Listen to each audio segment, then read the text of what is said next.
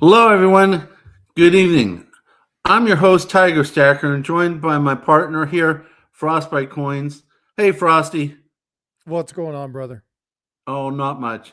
Hey, I got a question for you. Actually, for everyone here in the chat. When you look, not much. oh, Hey, I got a question for you. I thought I took care of that. I apologize. When you look, not much. Computer always outsmarts me. When you click buy or shake hands on a deal, the price of gold might change 5 seconds later. Does your dealer honor the price you agreed on, or do they play the market fluctuation card? Today, we're going to talk about that.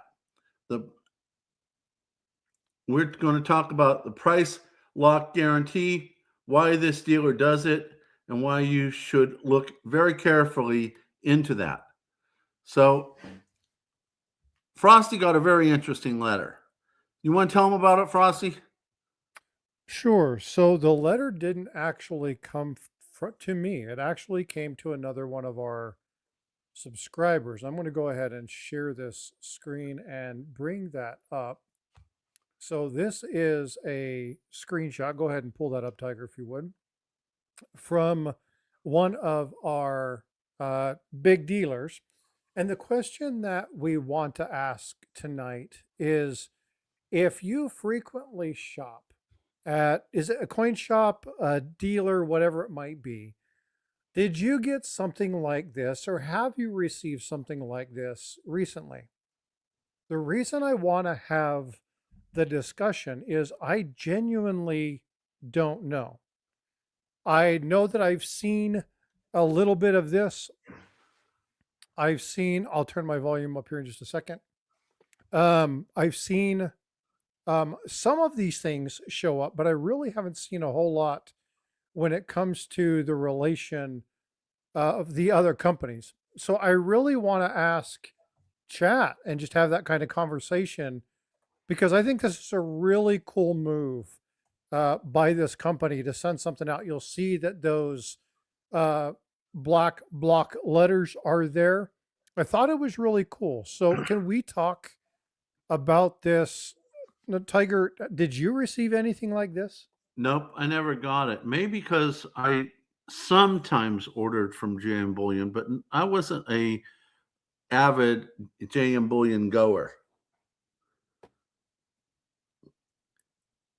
Well, and I'm not even talking necessarily with just JM. I'm talking in general. Did you get, because I mean, you've dealt with a number of other places. You've dealt with True. Provident, you've dealt with Hero, you've dealt with all the ones that we've listed on the thumbnail.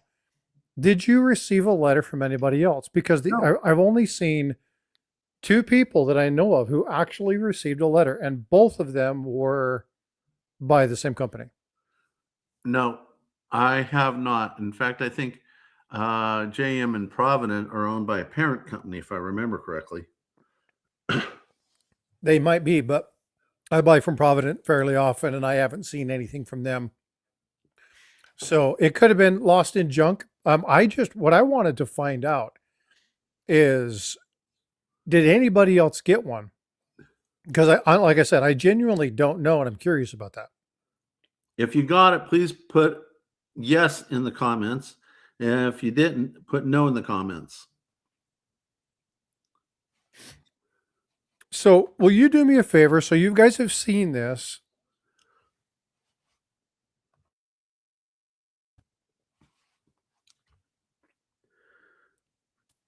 Big Flip says JM was throttling last week and sent this out afterwards.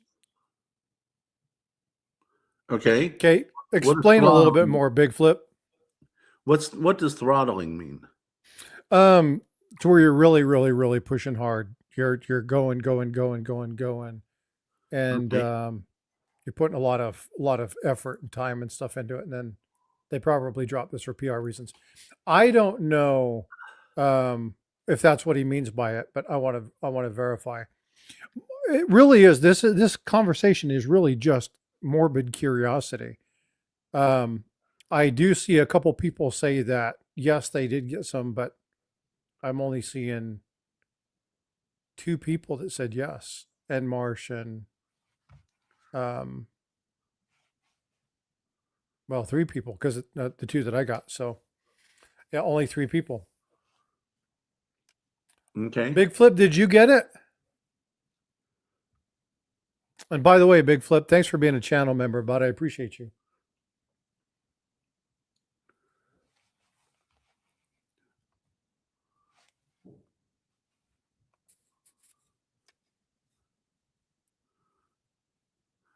Yeah, we see you, Neil.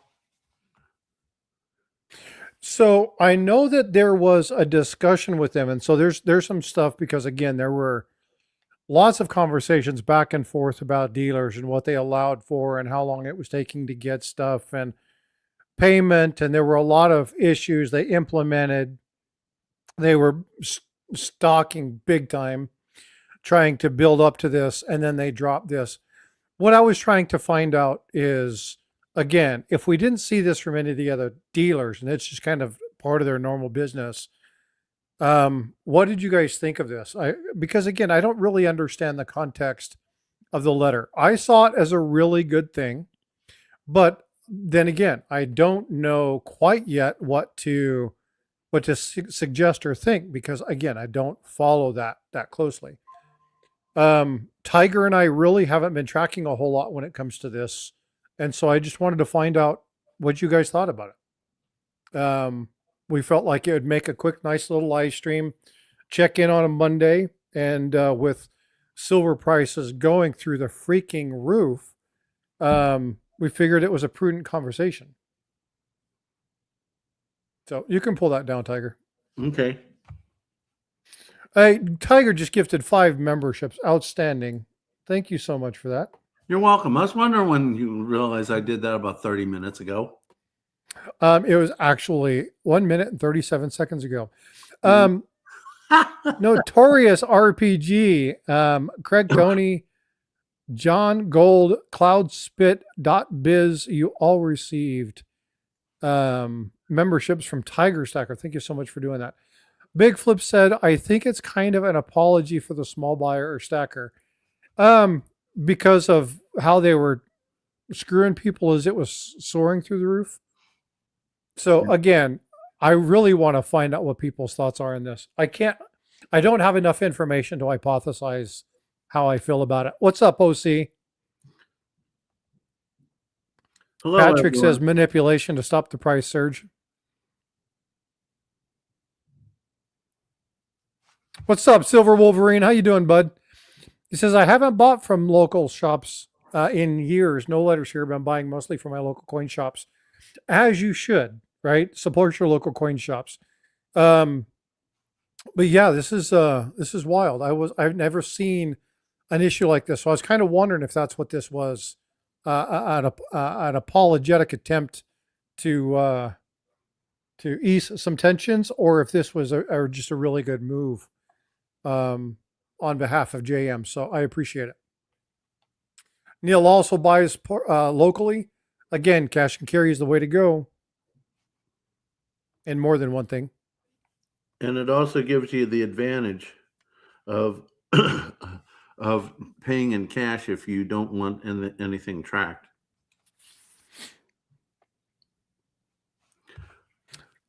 Speaking of tracking, what do you think about this maintained $10,000 limit? Gold's at over 5,000. 2 gold coins and you have to report. I mean, I think that needs to be evaluated, don't you? Oh yeah. Either that or you're going to have to walk in with your significant other and let her buy or him buy one while you buy one. I mean, that's just ridiculous.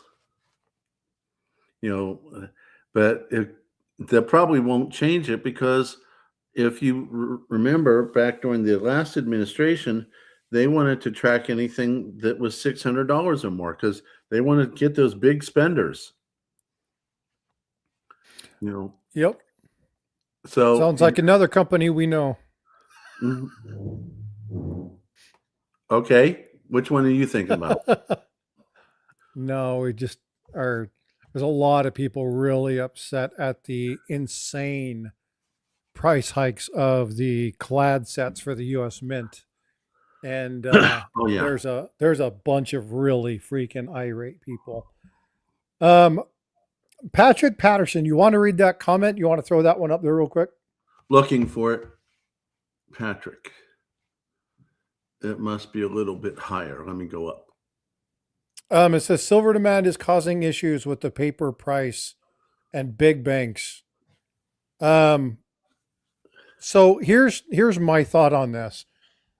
We've known this with JP Morgan for years as well, right? And we have for a long time believed, never truly documented from what I understand, knew that they were major construct channel linkages with China, right? We knew this. And now China has their own setup. They're no longer having to use JP Morgan.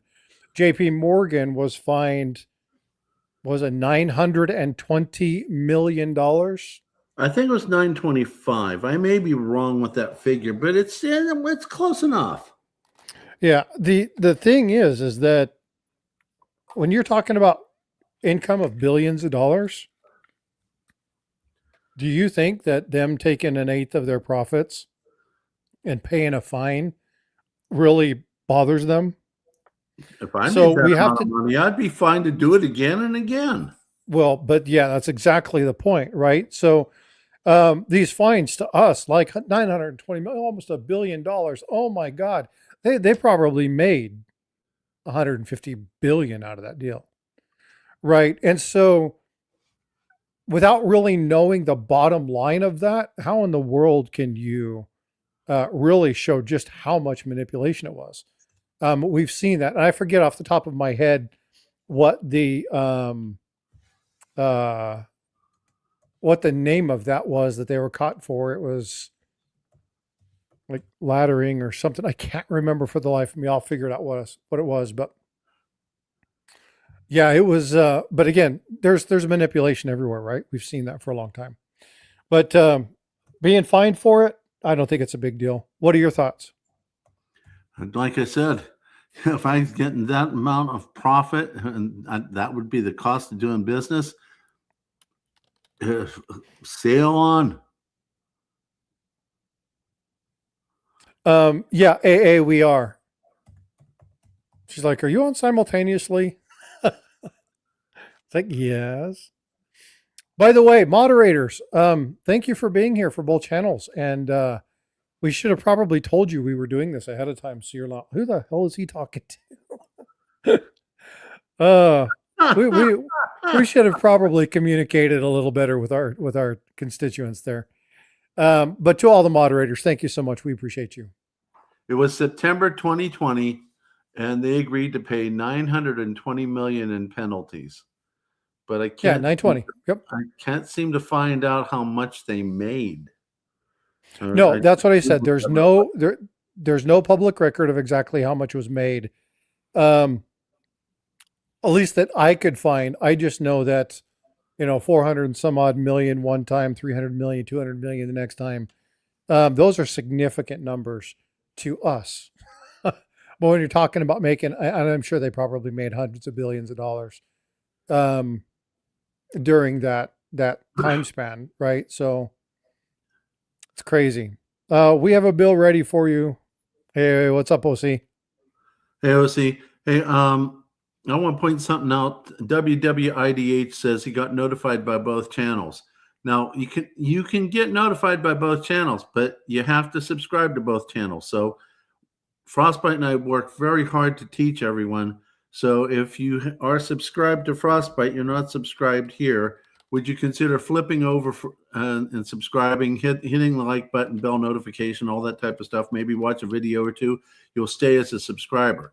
If you're here and you're not subscribed to Frostbyte, would you mind flipping over there, hitting the subscribe button, bell notification, leaving a comment, watching a video too? Same reason. It'll help build both channels. Frosty has just passed 7,000 subscribers, and I'm close to 3,100.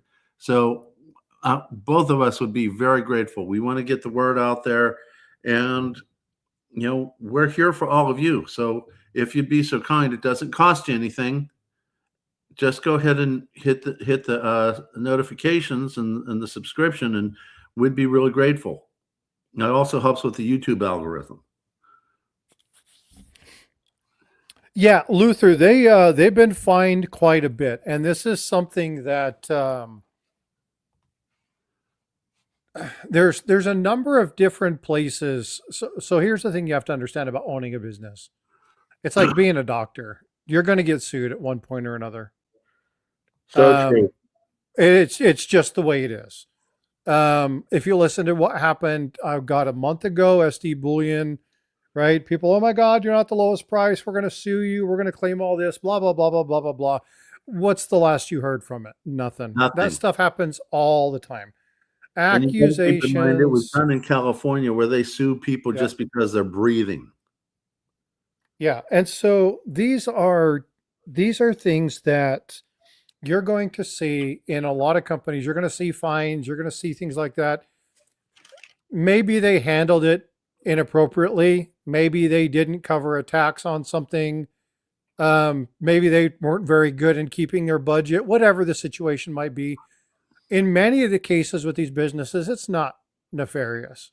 Most of these larger businesses, it's not nefarious. Some of them game the system. They get caught. They have to pay for it. Yes. The big banks, things of that nature, there are certain banks we've seen repeatedly. And the one that always pops to mind is JP, right? That JPM is that one that's just, they're always in the news about this. And so manipulation will always be a thing. But my thing was this letter from JM. I just wasn't quite aware of what the situation was. I wanted to get the opinion of the community. I could not make an assessment from the 2 emails I received what the situation was. And so instead of assuming what it could mean or just trying to figure out on my own and maybe missing key details, I would get you guys' opinion. And so Big Flip has been on this. Apparently he's watching it a little bit, knows what's going on. And but it's good. Yeah. So again, this is the reason for this. The big boys are buying at 20K minimum, selling at 500 minimum with 8-day delay to fixed price, selling and buying. Well, again, there's a lot of that stuff. What do you guys? So actually, I guess I should ask Tiger to ask this question because you probably could phrase it better than me. The situation with the largest refiner no longer taking silver. Like they weren't taking, like they were ordering like, what was it? There was a call for like sterling silver in London. Really? Yeah, it was crazy. It was Eric that was telling me about that. There was this huge thing on sterling silver spoons. And then like 2 days later, all the refiners had all they could do and they were done. It was crazy, the kind of very eclectic, very specific engagements of silver people were trying to turn in. But Steve LaPointe, refineries are back. They're logged so far. Dealers like JM, if they choose to sell, they're being charged $15 per ounce. Well, yeah, and in some cases, talking to a couple different dealers and people who have had experience dealing in that realm, there's people that are waiting 4 weeks, 6 weeks, 8 weeks for payment. Oh yeah, or more. Or more. The largest one that I heard was 16 weeks. But to answer your question, Volcambi in Switzerland is noted to be the largest refiner in the world, processing up to 2,000 metric tons of gold, silver, and platinum and palladium. So I'm not sure if that's the one you were thinking of or not. But the other thing I wanted to point out is with JP Morgan, that bank's mentality ran right off the original owner, JP Morgan himself, who's subsequently been gone for a long, long time. He took down George Westinghouse shortly after the electrical war that happened between Nikola Tesla, supported by Westinghouse, producing AC current, and J.P. Morgan, who was supporting. Shoot, I just lost his name. The guy who's considered to have invented the light bulb when it was actually Tesla who did it. Edison. Edison was pushing DC current, supporting by J.P. Morgan. George Westinghouse was supporting Tesla, and a little while after Tesla, AC current won. J.P. Morgan did a squeeze on Westinghouse, threatening to take him nationally with all sorts of fake charges, knowing that in court, J.P. Morgan can outlast Westinghouse because he was richer. That's the way the man did business. Why do you think his bank that is still carrying his name going to work any differently? Sorry, Well, the man's richer than God, or his company's richer than God. Of course, they're going to play that card. 1913. 6 people in a room. Who were they? Do you remember? 1913? You're talking about when they passed the Federal Reserve? Mm-hmm. One of them had to have been Woodrow Wilson. The other ones probably were the financiers. Okay. Who were those financiers? I would assume one of them would be J.P. Morgan. Maybe one of them would be George Westinghouse. Rockefeller, I think, would be one of them. That gives you 3 names. Let me think. There's a place that Carnegie, I would think, would be one of them. I'm running out of ideas. Well, you tagged most of them. The big point in this was that J.P. Morgan is one of the founding members of the meeting at Jekyll Island. And again, when you talk about who he was and the tenants of that bank, they're the ones who took the gold standard away from us. Yeah. They're the one who took silver standard away from us. So, I mean, you want to talk about the manipulation of metals? It's been happening with JP ever since they started the Fed. So, again, there's history. There's lots and lots and lots of history there. So this is why so many people get frustrated over that. Who are the rest of them? Sorry, I'm choking over here. Nelson Aldrich. Okay. He had Andrew Davidson, Arthur Skeleton, Frank Gillespie, Paul Wahlberg, and J.P. Morgan. Okay. All right. And then they had a duck hunt and they met, and then more people showed up, and it just continued to grow. And it was the Wealthy Men's Club and talking about what needed to happen. And Davison, Vanderlip, Warburg, there were so many big names, but they're the tenant of entrepreneurs who basically were the men who broke the financial America. I really all the metals are running, you see it Carnegie weren't in there. Say again? I'm just surprised that you didn't name Westinghouse and Carnegie. They're not listed on that. They were big names back in those days, but I guess Yes, not big enough. Well, either that or they were, because again, they had prominent. What was the word that they were looking for? Reputation. Okay. So maybe the reputation of all of them being together might have spoiled the deal. Okay. So there's a lot of different reasons why that wouldn't be there. But anyway. Okay. Let's see. Keeps lagging. Who's lagging?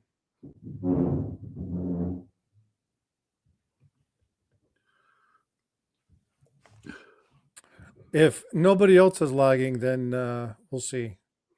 China's slowly taking all the U.S. silver gold. Hold like Sir William Wallace. So I dropped something. Tiger, did you see my short from today? No, I didn't. I was busy doing a few other things. Oh, you know what? Before I do that, hold on. I want to go back and say something. I highlighted it and then it went off the screen. JP Morgan is one of the people who never went on the Titanic. Yeah, that's true. We're not going to go there either. The price lock delay on the payment or the refiners. Yeah. So Big Flip answered that question.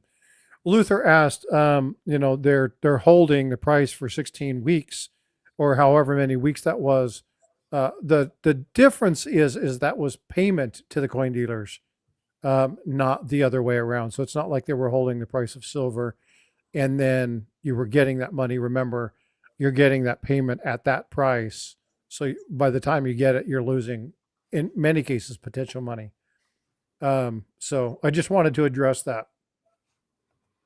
Monetary systems last about 80 years. The IRS was last reset in 45.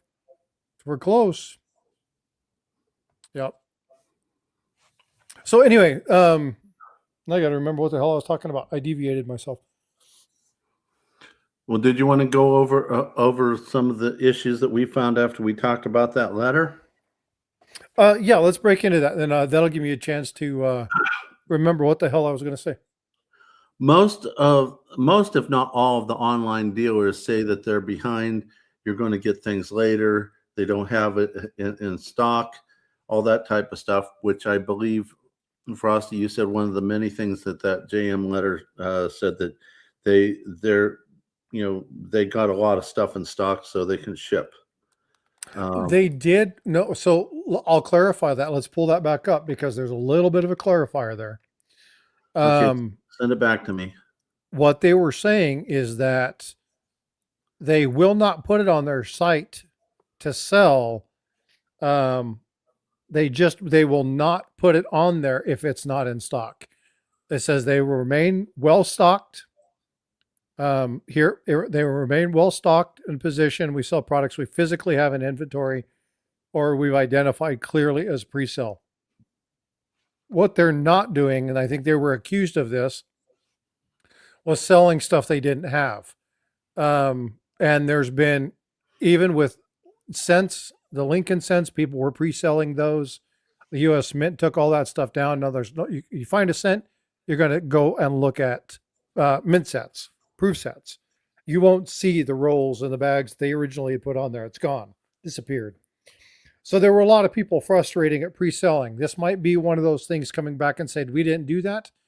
But now that Big Flip has talked about there being kind of a big run and them trying to do some stuff, and this might maybe being something to ease the frustration from some the bullion buyers for the last week or two. This is kind of, hey, you know what? We made a decision. We're in a good position. We're selling stuff that we have.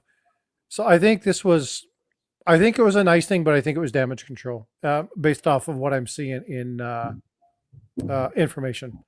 The short I did. Yes, thank you. Appreciate that. So I changed my strategy slightly because of something that was said in chat. And I'm going to try to find it, and then I'll tell you to post it. Patrick, when you see metals run like this, you're seeing it run on the US dollar value. That's exactly what my short said. This is the first time in a long time where we've actually seen something that disappeared for a little while. And that is the direct relationship between the dollar going down and silver going up. For a long time, it didn't play by those rules. Dollar went up, it went up. Dollar went down, it went down. It played more like a stock market play. And now we're seeing the dollar as it continues to see week after week after week after week of up and down decline trend. We're seeing silver go up. We're seeing this bad economy, good metals, right? We're seeing all the metals go up. We're seeing that inverse reaction. I haven't seen that for a while. For a while, I didn't see it at all. And when silver started to come back down, I made the consolidation call. And I did that a couple times. I'm not doing that anymore. After looking at some stuff today, talking with some people, and having a really good conversation with somebody who knows way more about this than I do, I've just changed my strategy. And I'm just like, I'm just holding. I'm not selling anything. I'm not rolling into any more platinum. I'm just holding. And the comment that was made to me, and again, this isn't financial advice by Tiger or I. It wasn't to tell you guys to do anything. But the question that was asked me was, they were words of wisdom. And those words were, why would you sell your most lucrative asset? Why? And I can't argue that logic at all. I just can't. I don't care what charts I see. I don't care what I believe, what strategy. I implemented my strategy. I'm happy with it. If I wouldn't have sold any silver, would I be a little bit ahead? Yes. Does that bother me? No. I consolidated my wealth as I wanted to, and now I have less weight, but almost the exact same value. I'm fine with that. I did an investment strategy. It worked out. I won. I'm happy. But from here on out, I'm holding. I'm just going to hold. I'm not going to buy. I picked up my last few pieces, and I'm just not going to buy right now. I'm just going to sit on it. Just watch it run its thing. I did have a conversation with a good friend of mine, and I had the conversation with Tiger. And YouTube me is in chat. And I told him, we're talking about the value and the prices and stuff. And I told him there is a point that if it reaches, I'm out totally. I will take my pure profits and my debts will be done. I would lose my silver to completely get out of debt. And if that price happens, I'm out. It's not a running away from silver thing. It's not a fear thing. It's just my goal is to not have any debt and not be in. That's what the purpose for this is. So if I get there, I get there.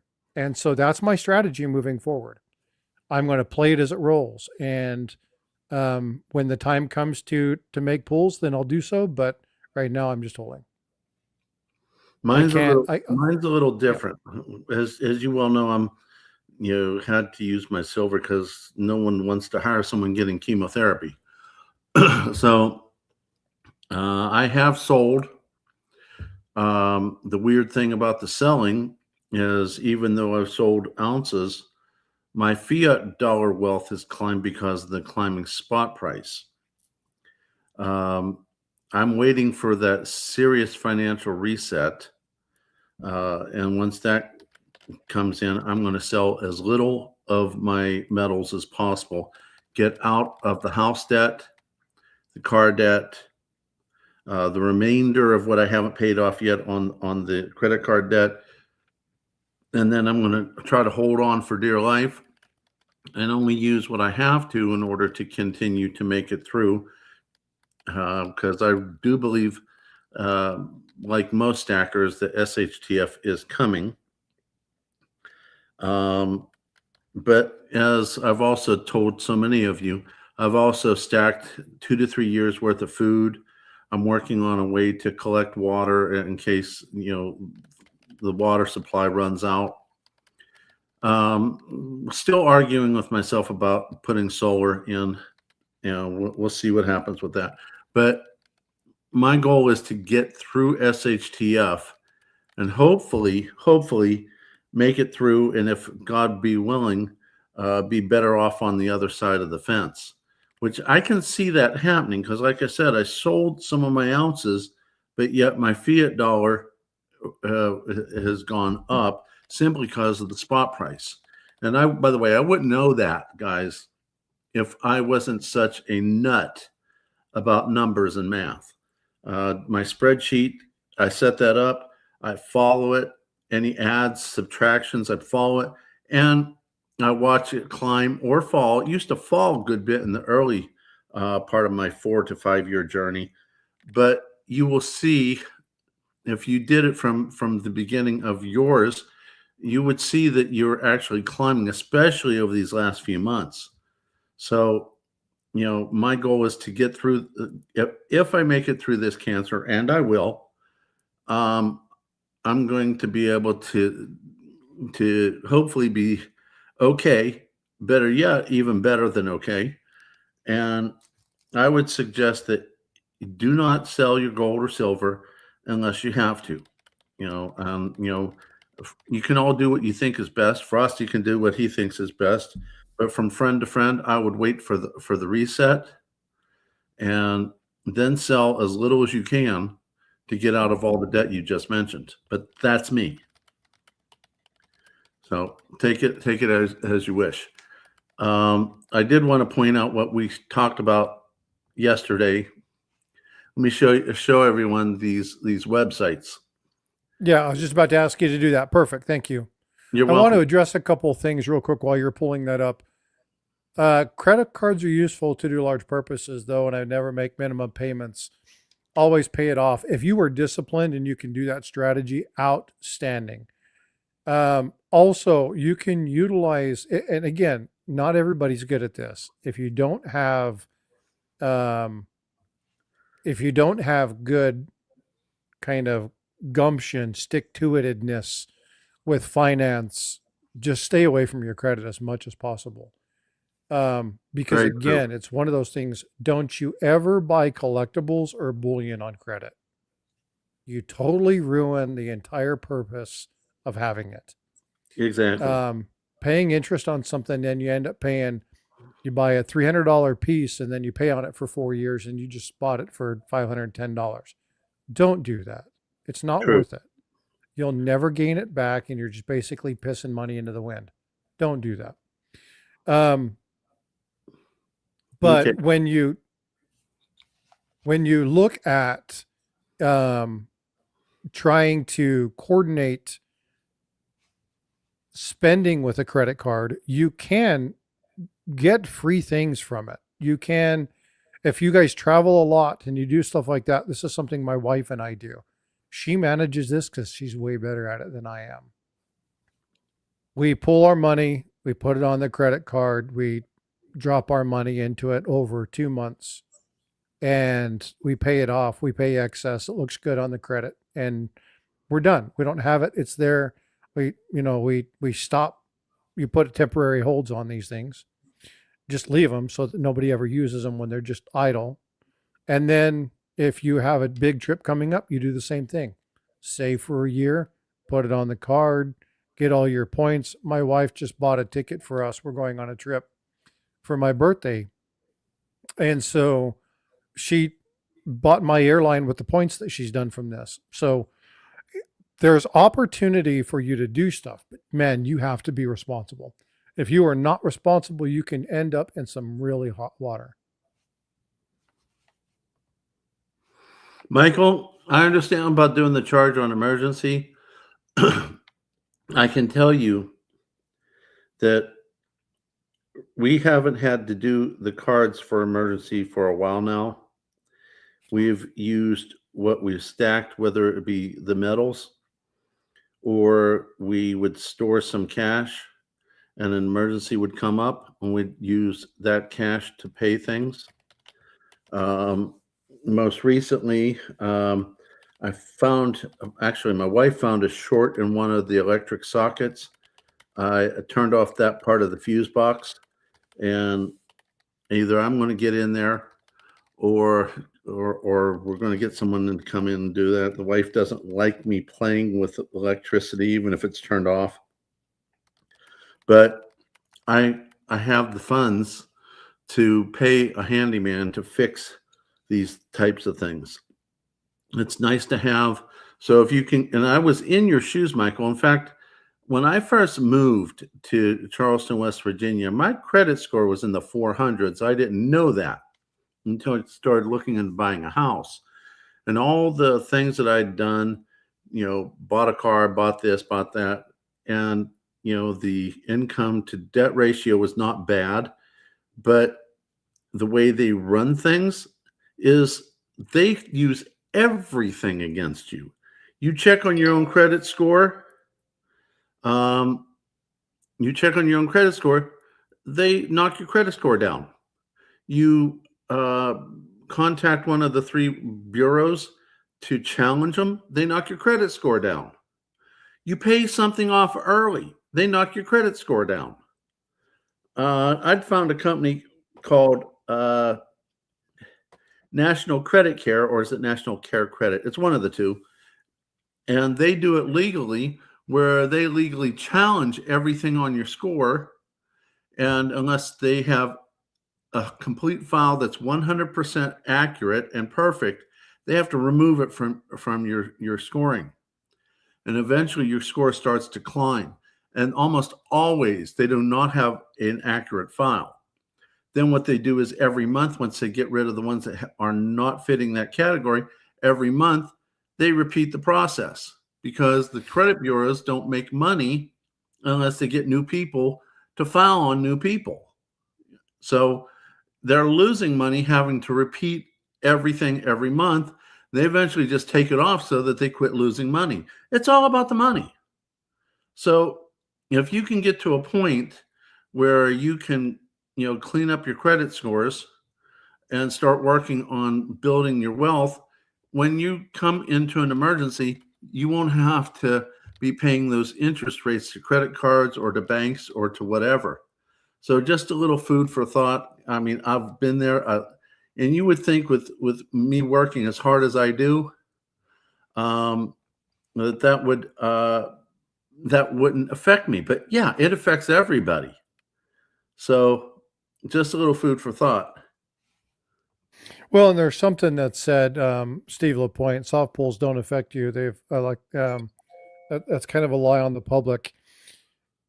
The public inquiry of your credit is what affects you. They can look at it at any time.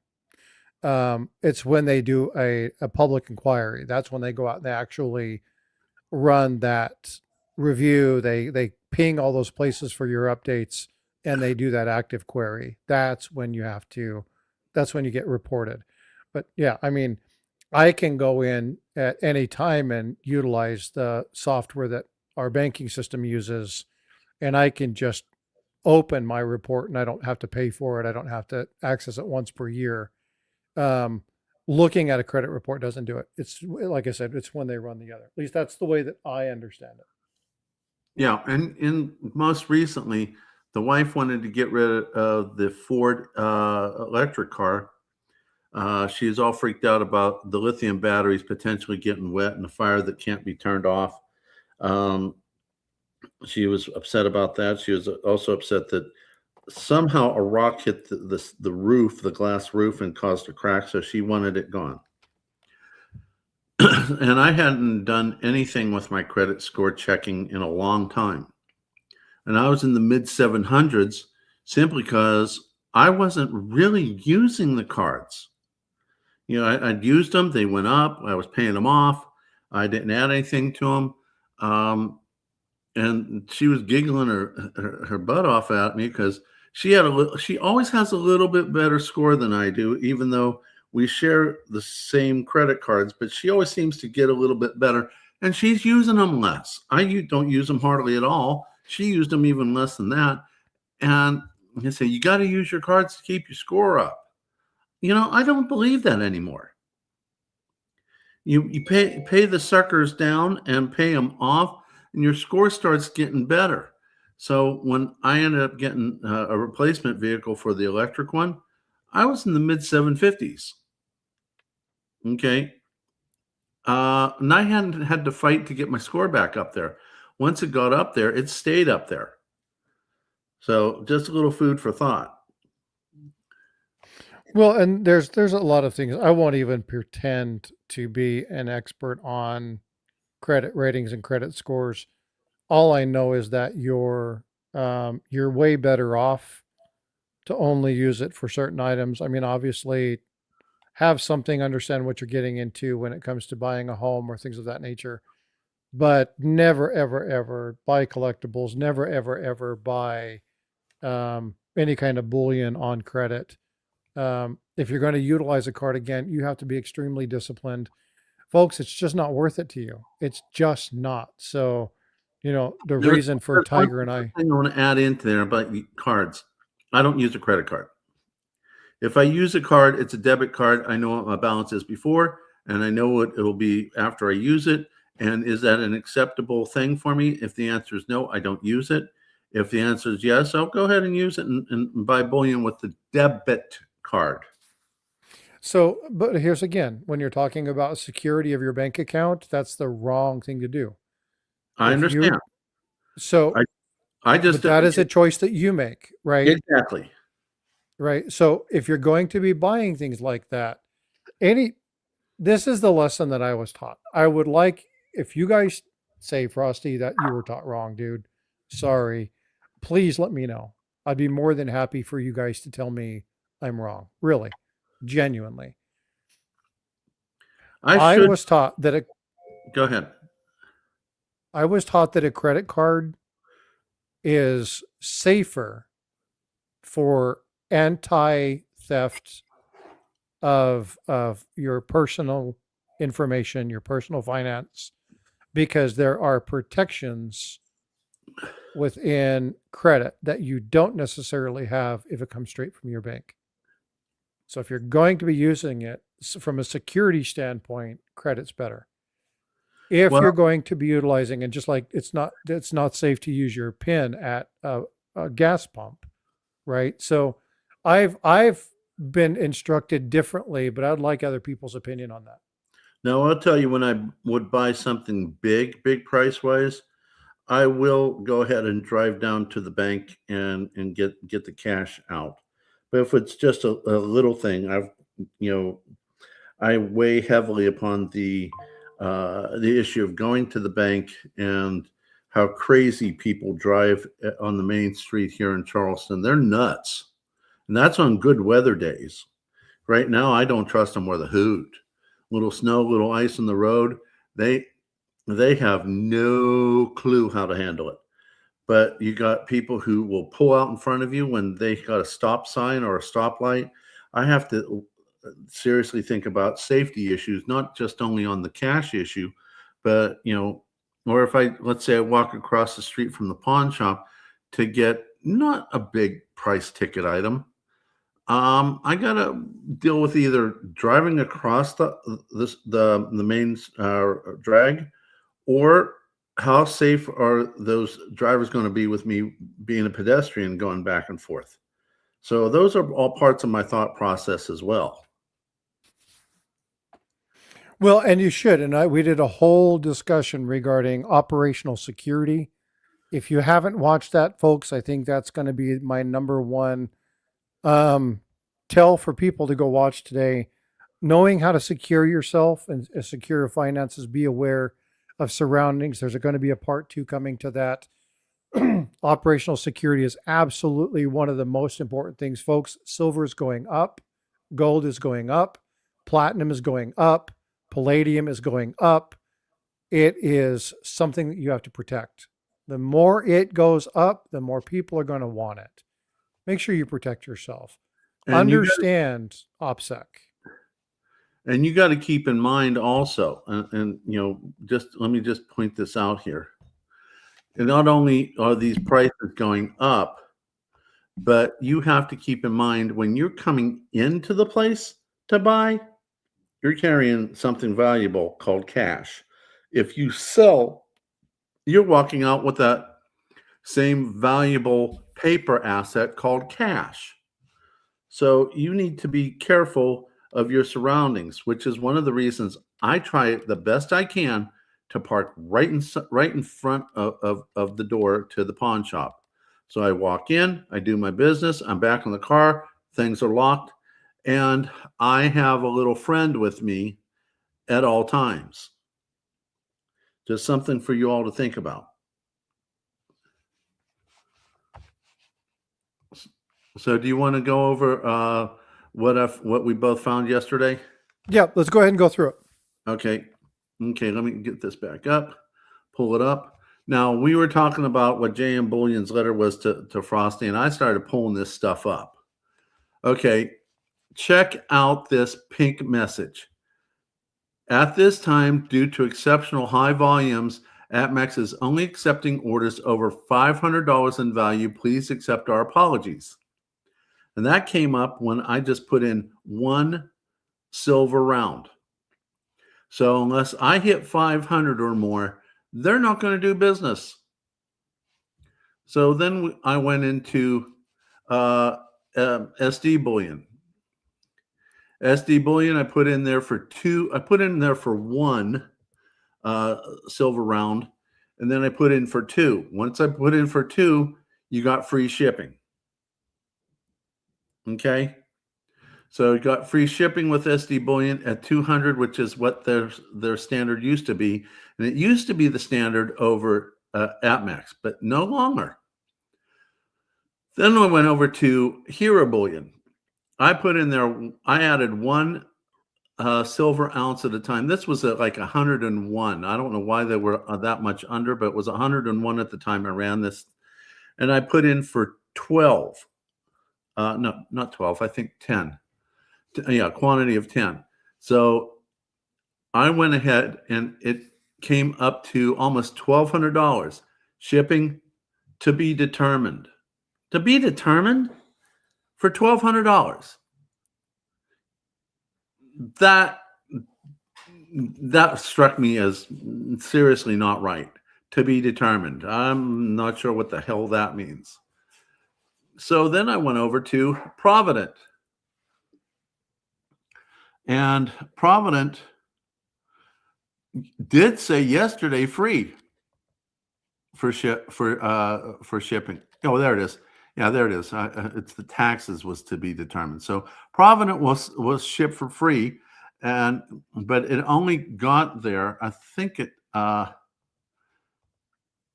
me go ahead and bring this back down. Yeah, $200 and you get free shipping. So there's no change there. I did the same thing with JM Bullion and shipping free. So that was 1, 2, 3, 4, 5 online bullion dealers. Hero Bullion to be determined. AppMax, you got to spend $500. Now, you might want to buy $500 worth of stuff. You know, you can if you want to. In fact, little side note, I don't know if it's still going on, but with Provident Metals, they had on here, at least yesterday, you could buy a Provident 10 ounce. I'll bring up my version because I bought one of these in the past.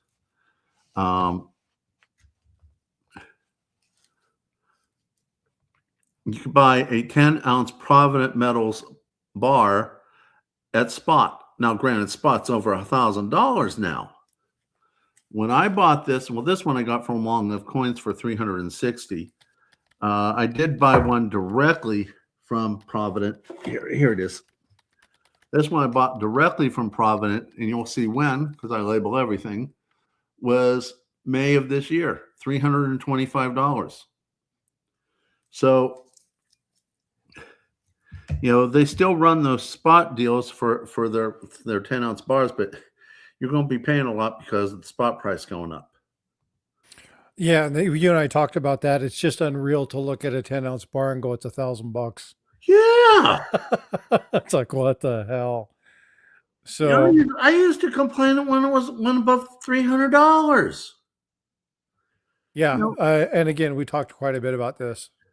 I mean, What does Andy Scheckman say of Tiger? Are you asking me a question, or was that asked in the chat? What does Andy Scheckman of Miles Franklin say, Tiger?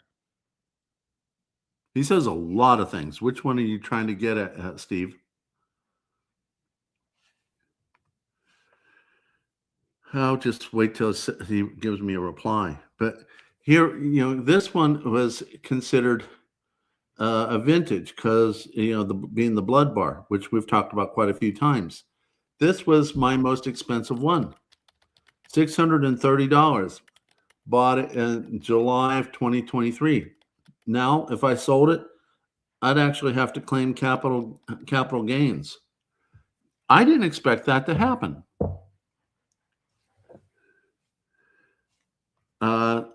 Steve will point, does he have a limit? Who's he? Me have a limit, or Andy Scheckman has a limit? I'm not sure I quite follow. You might need to be a little more exact, Steve. I appreciate it though. Do you have any idea what Steve's hinting towards? Okay. Yeah, when you buy or sell from Andy, is there a limit? He wants you to pull it up and see. Oh, well, I wish you would have just said that. So I think the thing with Andy Scheckman is I don't think he posts that stuff on there. I think you have to deal with his brokers. Yeah, Or his I don't people in think there that he too. has. I don't think he has. Yeah. I don't think he has a whole lot of stuff on his website, and I've heard him say quite often that they their website is not kept up. If you want to call them, and they'll get you through it. I just brought up Andy Scheckman's website, and Everybody has that. Yes, Yeah, everybody same has that. thing. So shop silver. Okay, let's find out. Well, provided, of course, it's going to work. Okay. Let's try Silver Eagles.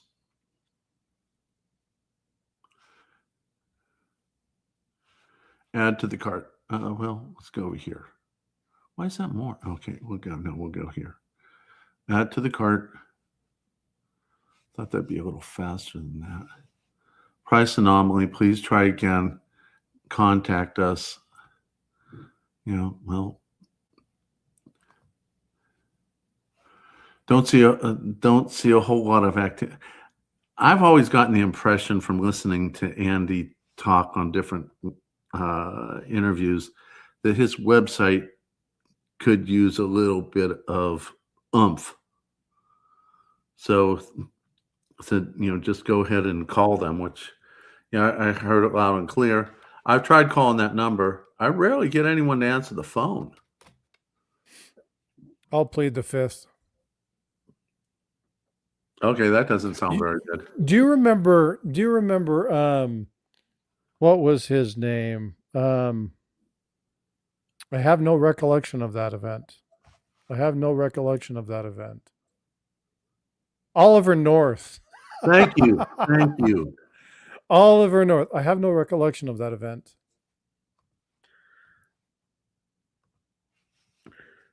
You get the feeling that he was not telling the truth? No. I think that he was the guy that stuck in front of Congress and said, "Good luck." Oh, so he was a patsy. I think for almost certain that he was the patsy. There were bigger players involved in that one, but I won't get into that scheme of things. Pull my screen up, Tiger. Hold please. on. Let me get rid of the sharing thing. Look at the prices.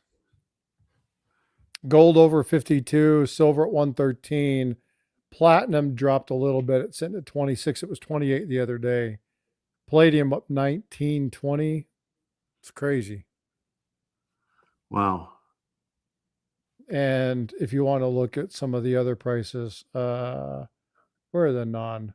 I keep forgetting Pitco sells now instead of just being an informational site only. Yeah, you can actually get, here's your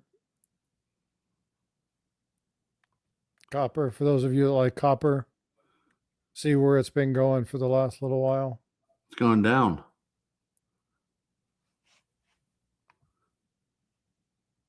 Nope, looks like it. No, looks like it's gone down some. It probably has dropped today if we pull it in today, but no, copper's up quite a bit. Okay. What they don't have is I'd like to see, I don't see the selling indicators on here. I'd like to see the selling indicators because that's how you figure out. I mean, obviously sell, but I'd like to know what the volumes are. But how do their prices compare to the ones I've just shown everyone? So if we go back and we were looking at metals, the ASE was 131, so it was a $20 premium, as was said in the chat. I think Steve LaPointe's the one that pointed out that was a $20 minimum, or that was a $20 premium on an ASE, which is crazy because you Yeah. should be able to get them close to spot. So yeah, I wouldn't be paying that ever from No. them. If I wanted an ASE, I'll go to the pawn shop, and I forget if it's either $2 above or $2 behind spot. You know, I can, and granted, she doesn't have, as much volume as an online dealer, but with these prices, I won't be buying as much as I used to buy. And to be honest with you, if I had to buy anything silver wise, I go for the constitutional. Granted, maybe not the dollars, but I'll go for the constitutional. To be honest with you, when I do my giveaways, for me to give away from my stack, I have to go through 2 spreadsheets to do things versus going to the pawn shop and buying a small little bag like a dollar face of dimes. I'll buy the dollar face of dimes or the dollar face of quarters, and I only have to deal with 1 spreadsheet. That's just a whole lot less hassle for me because I don't want to have to sit there and, monkey with the computer. Imagine that, me not wanting to monkey with the computer. Can you imagine that? So honestly, I'd just rather what I don't give away from the live streams, I put it in the stack.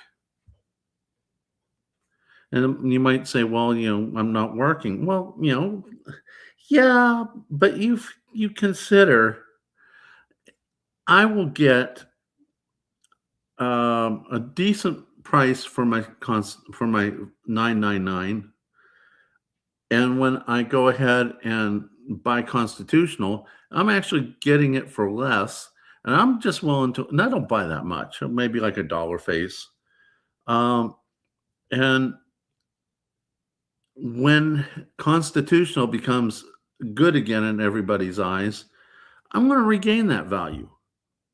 So, that's how I handle it right now. And, it depends on, how do I say this?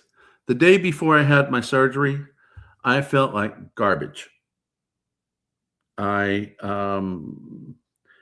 was afraid of what the outcome would be. Would I survive? Would I not? Blah, blah, blah. I needed to make myself feel better. So I bought $1 worth of halves, $1 worth of quarters, and $1 worth of dimes. It made me feel better. I put it in the stack and I went to my surgery. So who says that there's not a medicinal component to silver? Oh, I agree. I always feel good when I'm able to put stuff away. When I take and I drop it off and I know that my stock's increased, it is a good feeling. And again, I'm not buying any silver right now. The only thing I'm really trying to focus on is putting some away every little bit to get that pre-33. That's kind of, and again, I'm staying away from all the little Grammys and all that stuff because the premiums you pay on it. You and I talked about this.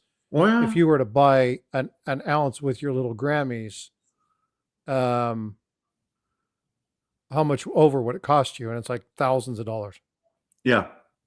And yeah, right now we're above 5,000 on for a troy ounce of gold. Now it's not technically a troy ounce; it's 0.9676.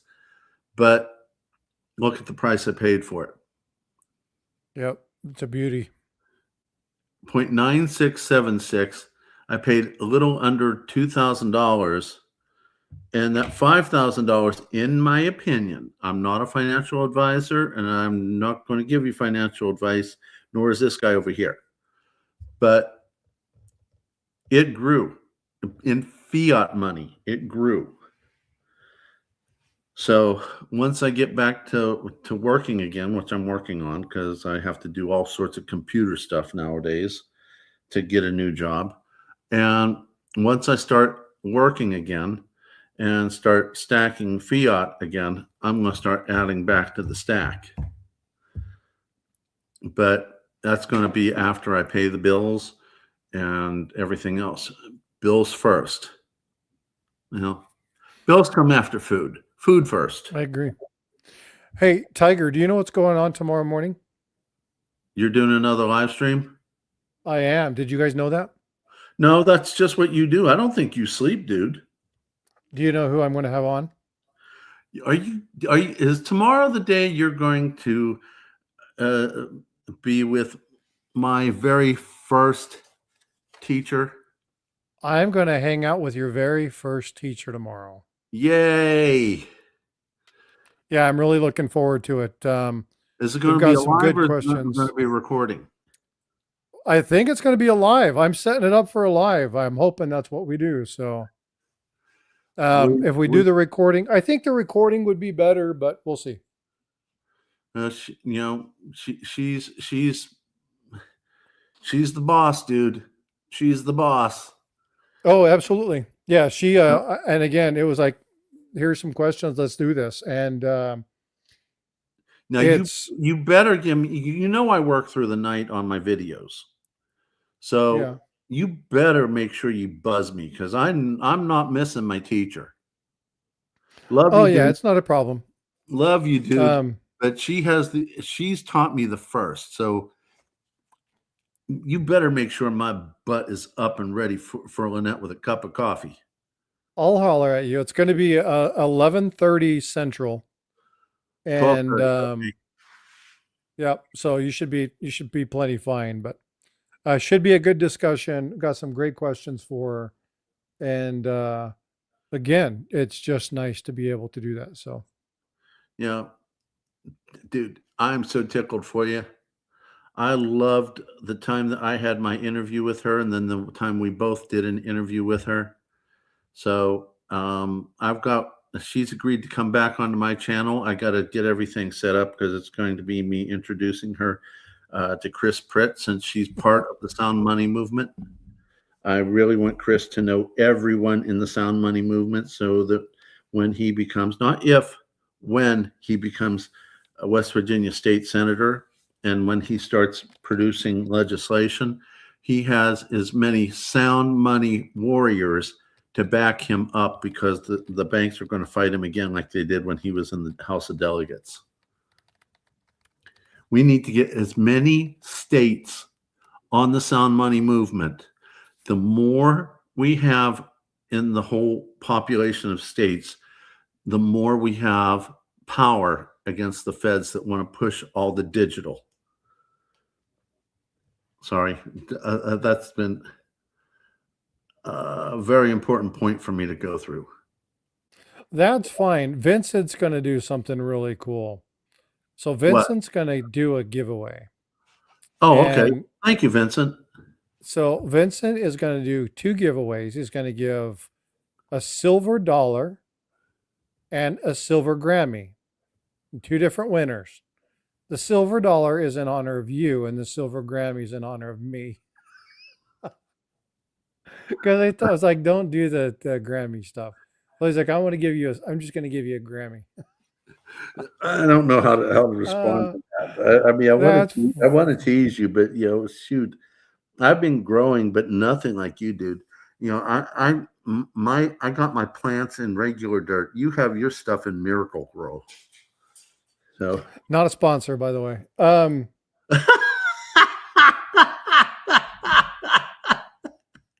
Good. I love that.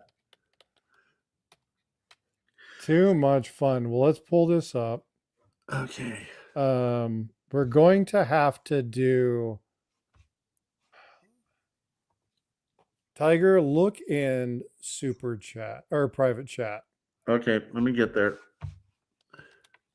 Nothing's in private chat yet. You must not hit the reply button. Okay.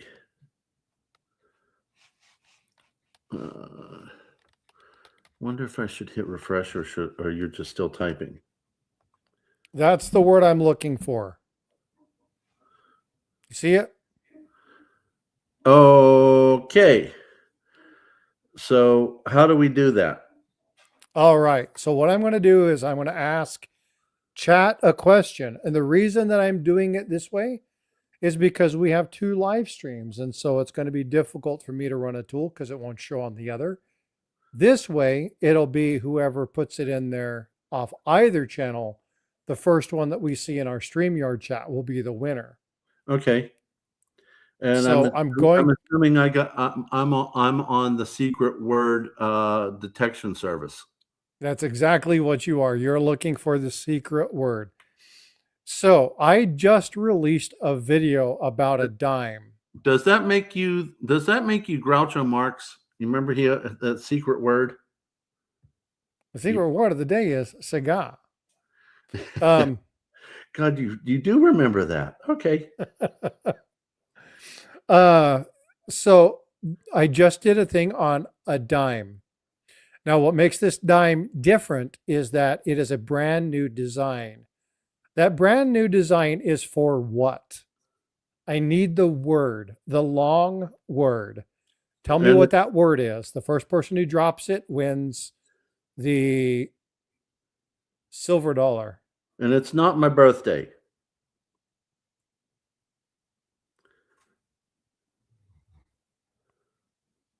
Keep trying, Luther. No, keep trying, Luther. SkyQuest. Hi. So the one, Got it. it's what I have.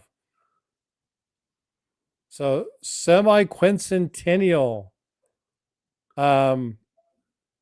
So SkyQuest, do me a favor, reach out to me, send me your information. I think I already have it, but I will forward that over to Vincent. And so I'm going to ask another question. Tiger Stacker recently did a video. What was the video on? Everybody's like, I don't know. You better go find out. Well, you right now I've been ranging between 8 and 9 concurrent viewers, so you're probably getting a bunch because I see on StreamYard a lot of the negative things within the parentheses. So that means it's coming from your side. Luther, such a smart ass. What did he write a video on? Stacking. Specifics, brother. Specifics.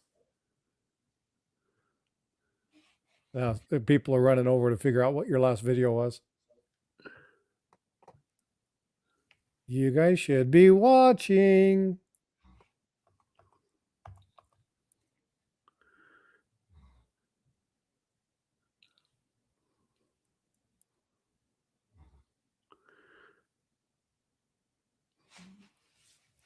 I'll give you a clue. It was 3 days ago.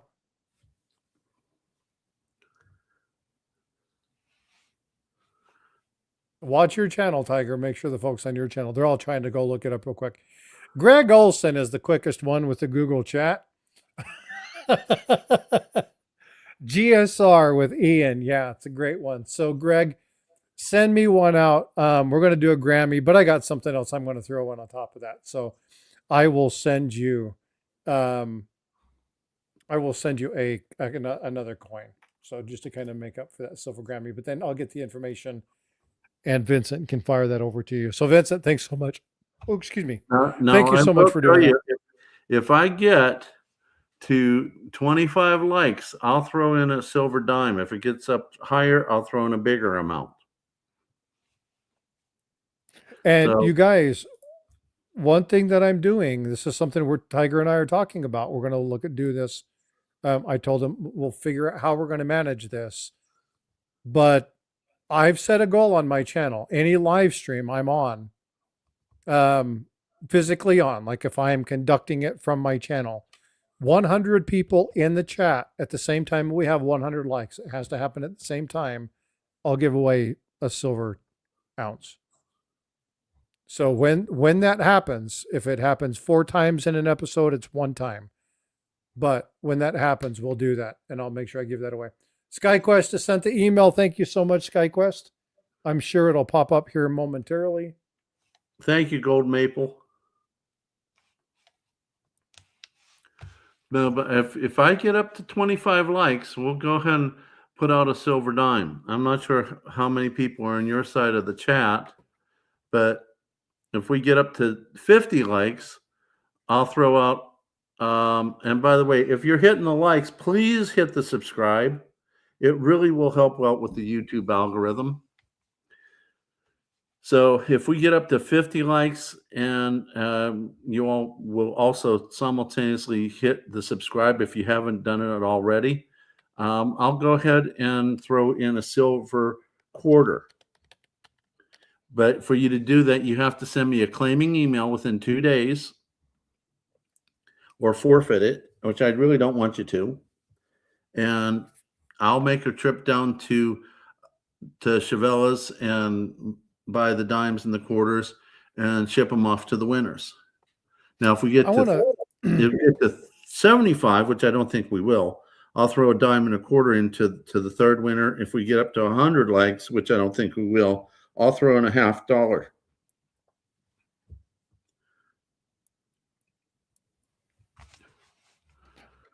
Sorry about that. I was talking to my son. I didn't mean to speak over you. Oh, okay. I didn't know if you were telling something to me or what was going on. Baba No, Wawa. I went to say something. What's up, Barbara? Good to see you. She has the best name. I hear gold is heading to 6K. Is that true?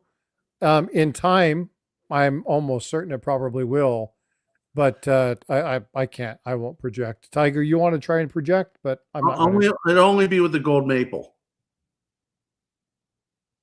But dump bump. No, hey, check. What's going on, bud? That was my end of the year prediction for gold was set 6,000. My end of the year for silver, I think we're going to pass it. I thought it would be 125.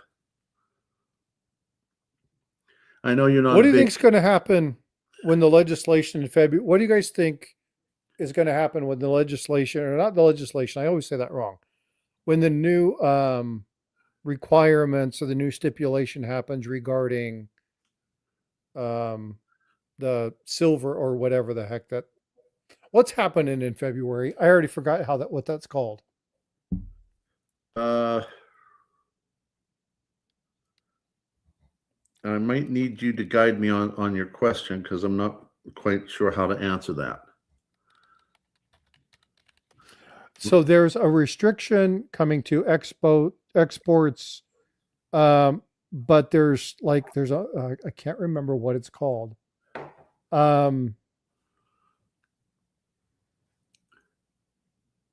It's like an export licensing. Are we going to be doing something similar to what China's doing? I can't remember exactly what it's called. I need somebody to pull this up. I'm trying to find out what it's called. Give me a second. Let me pull this up.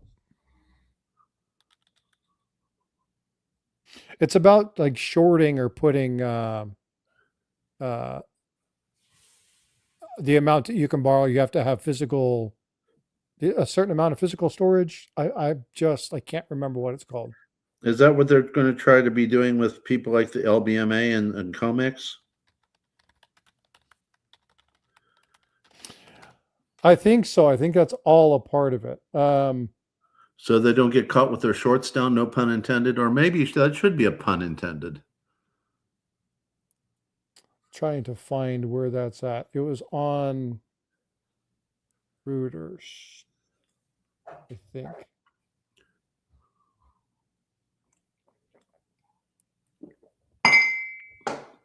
Trying to remember what that was called. Margin requirements, the sum of it. Yes. Check Stacker just gifted 5 memberships. Check Stacker, you're a stud. Thanks so much.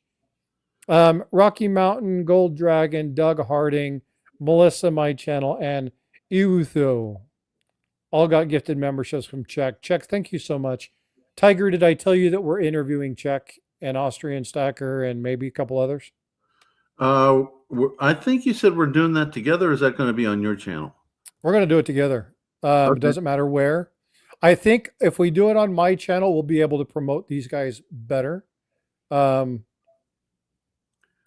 I think you and I talked about this, right? What we want to do and why. Luther just came back from Tigers, liked and subscribed. Thanks, Luther. Appreciate you, Luther. Bud. Yep. All for the handicapped kids. Come on. Nothing. Nothing. He didn't remove me from the stream or nothing. I got no reaction from him. That's funny. From who? From you. You What did you totally missed say? it. I was trying to check on something about the likes. What did you I say? said it's all for the handicapped kids. You're going to go there again? Even after I'm not going to go into this because you and I talked about it and I've removed everything. But thanks to my brother-in-law, I had a great time tormenting the fire out of you. So Barb R, Great Scott, Doug Harding, Sorcerer Stan, and Make America Great Again all got a gift from Chuck Stacker on Tiger's channel. Thank you, Check. And we Check got is a the other stud. Barb here, Great Scott, Doug, Sorcerer Stan, and Make America Great Again. Cool. Thank you. Yeah, I think it's the margin requirements. I think that's exactly what that is. I just couldn't remember. I not being a finance guy, there's some things that are said that I just don't get.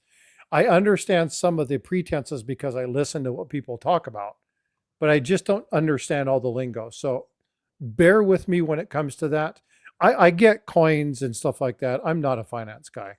I'm learning. And I tell you, most of the stuff I know is because they're mistakes that I made. And I had to learn the hard way. Me too. So it's, again, I can only speak to the stupid stuff I've done. If I have something brilliant, somebody else probably asked me to say it. So. And I want you all to keep in mind, especially if you're a newbie, don't expect to do this overnight, especially with today's prices. I didn't do this overnight with the old prices. That's fact. You know, did one thing at a time. Sometimes it was just one silver coin or one silver bar. You know, just the most important part, especially if you're a newbie, is do what you can without hurting yourself financially. Okay. We already talked about don't use credit cards. Don't give up on the money you need for your expenses, your food, support the children, whatever. Okay. Those come first.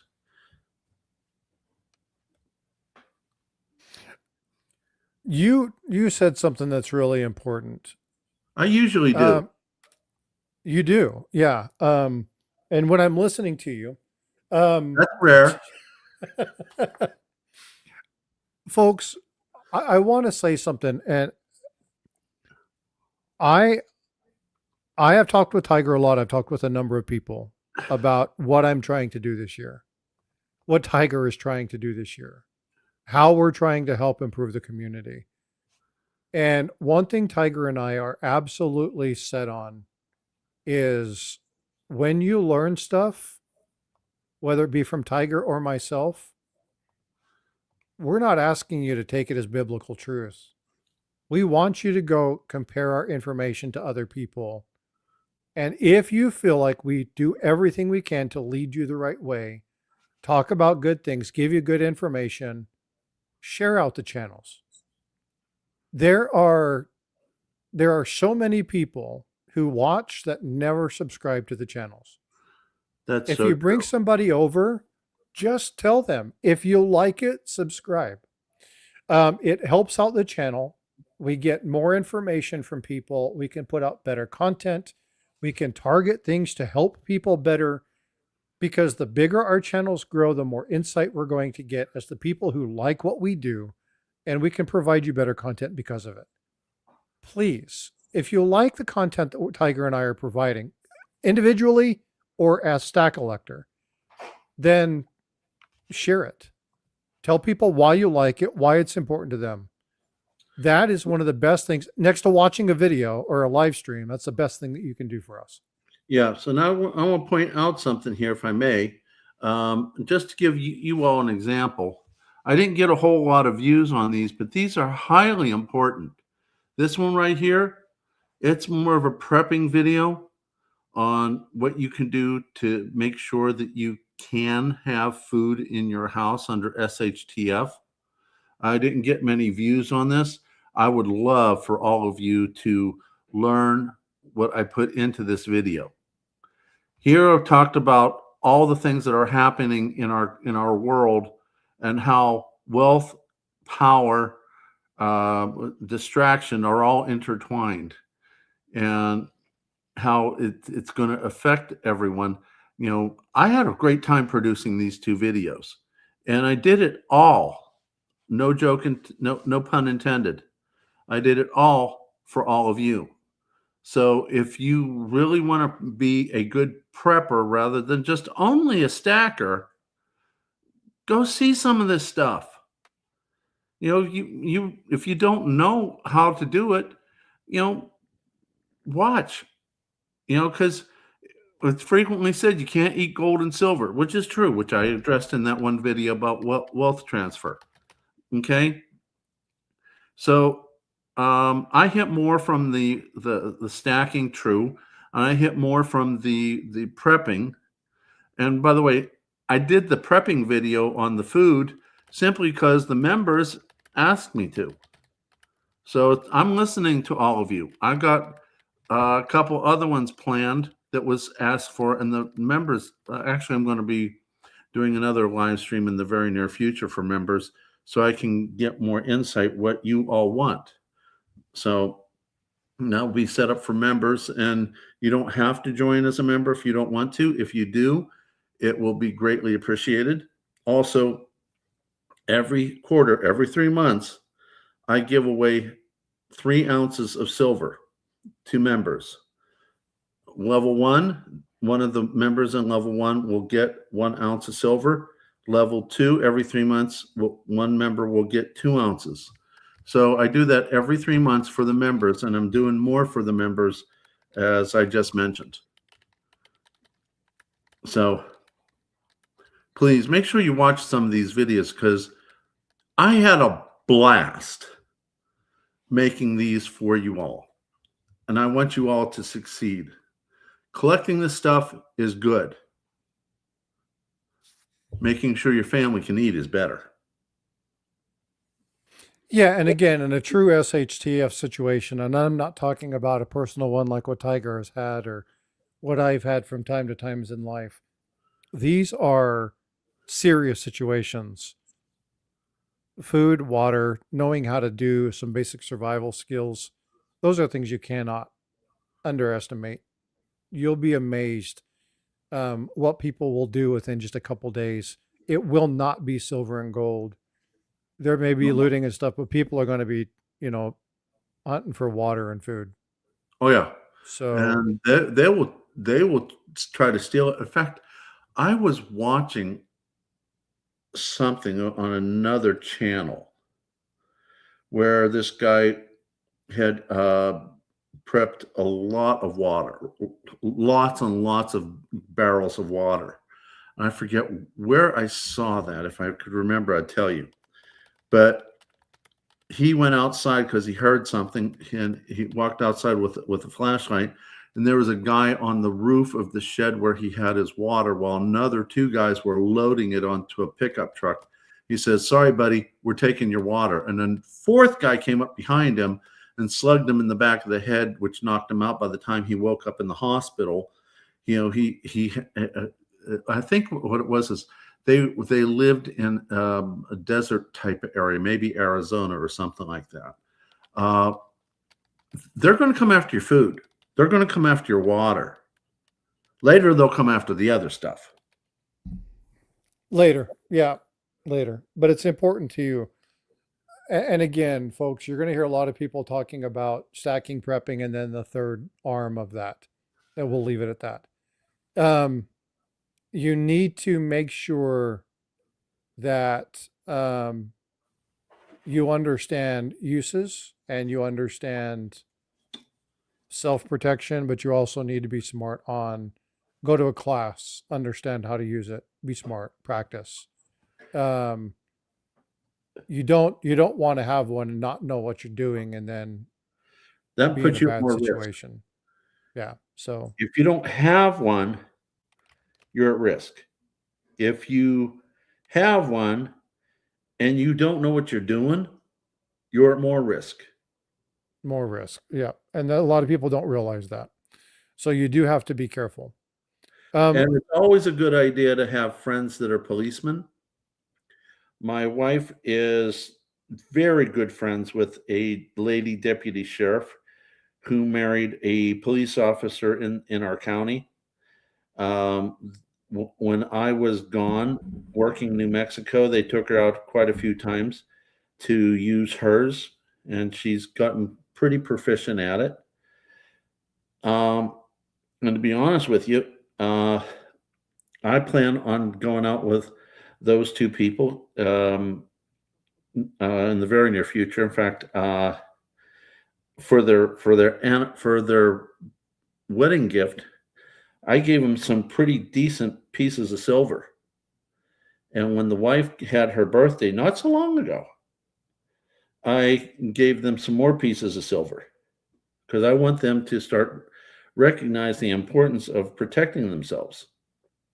So, I mean, they're policemen, police lady, policeman, and subsequently, they know what they're doing. So, if you can make friends with a policeman, police lady, and they're kind enough to take you out shooting, you're going to learn from some of the best in your town. So that way, not only are you going to be able to protect yourself, but if you have to call 911, they might come a little faster. But when I first started talking to my wife about this, I was like, who's the most likely person? Who's the last person in the world to protect you? Who's the first person? Who's the last person? She couldn't get it right. The answer is yourself, because you're going to be the Yourself. first one Absolutely. encountering the bad situation. And there may not be coming any help. Or maybe the help comes and then they snuff out the help. So you're back to being the only person. Watch the use of language. That's a bad term, by the way. Which so one? one thing, initial. the one that starts with S. Okay. That's one of those flag things, by the way. One thing that I want to bring to your attention when it comes to having things like this and knowing what's going on. How many firefighters, police officers, first line responders work in a nuclear power plant, work in an engineering plant, work in a medical field? How many of you are in chat? And the reason I ask is we do something in the medical field and in the military that it's like, oh my gosh, it's why do you do it all the time, all the time, all the time, all the time, all the time? And that's drill. If you want to become proficient at something, whether it's stacking silver, gold, whether it's learning about what bars are worth what value, whether it's looking at gold or silver coins, or utilizing protection, practice makes practice. Practice doesn't make perfect. Perfect practice makes perfect. Nobody practices perfect. They always do the best that they can. So practice does not make perfect. But what's extremely important in this is that you get proficient. When we were on a ship, this was many years ago, we had an actual fire in the engine room. I was lead nozzleman on that point.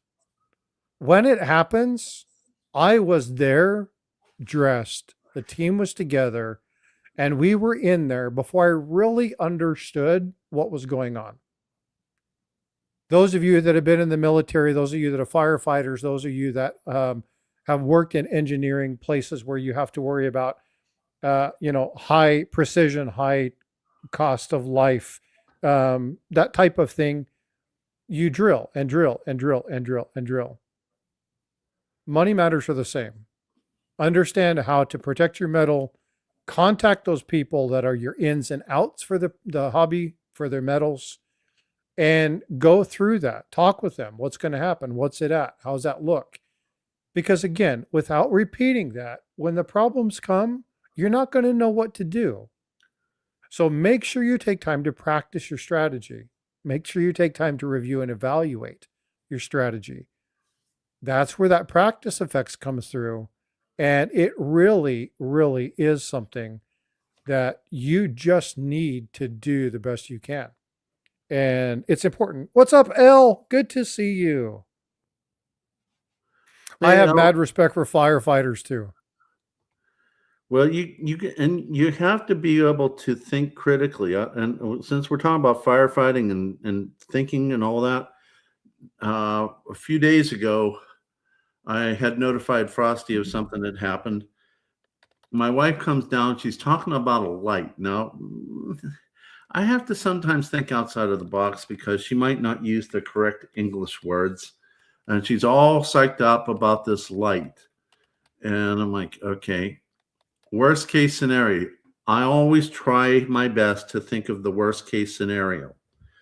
So she comes down, talks about this light. I'm like, okay, if I don't go and look at what she's thinking about, something bad could happen. So instead of just blow it off because she's the wife, because she's the wife, you should put more credibility in what she says. So I go to the hallway she wants me to go to, and the light socket is glowing orange to amber. I was like, it took me a few seconds to process the deer in the headlight look. And I was like, I'm dealing with a short. And I tell the wife to tell me when the light goes out. So I go in where the fuse box is and I'm turning one off at a time. And she tells me when the light's out. Okay. So I come back down the hallway and says, why aren't you going to fix this?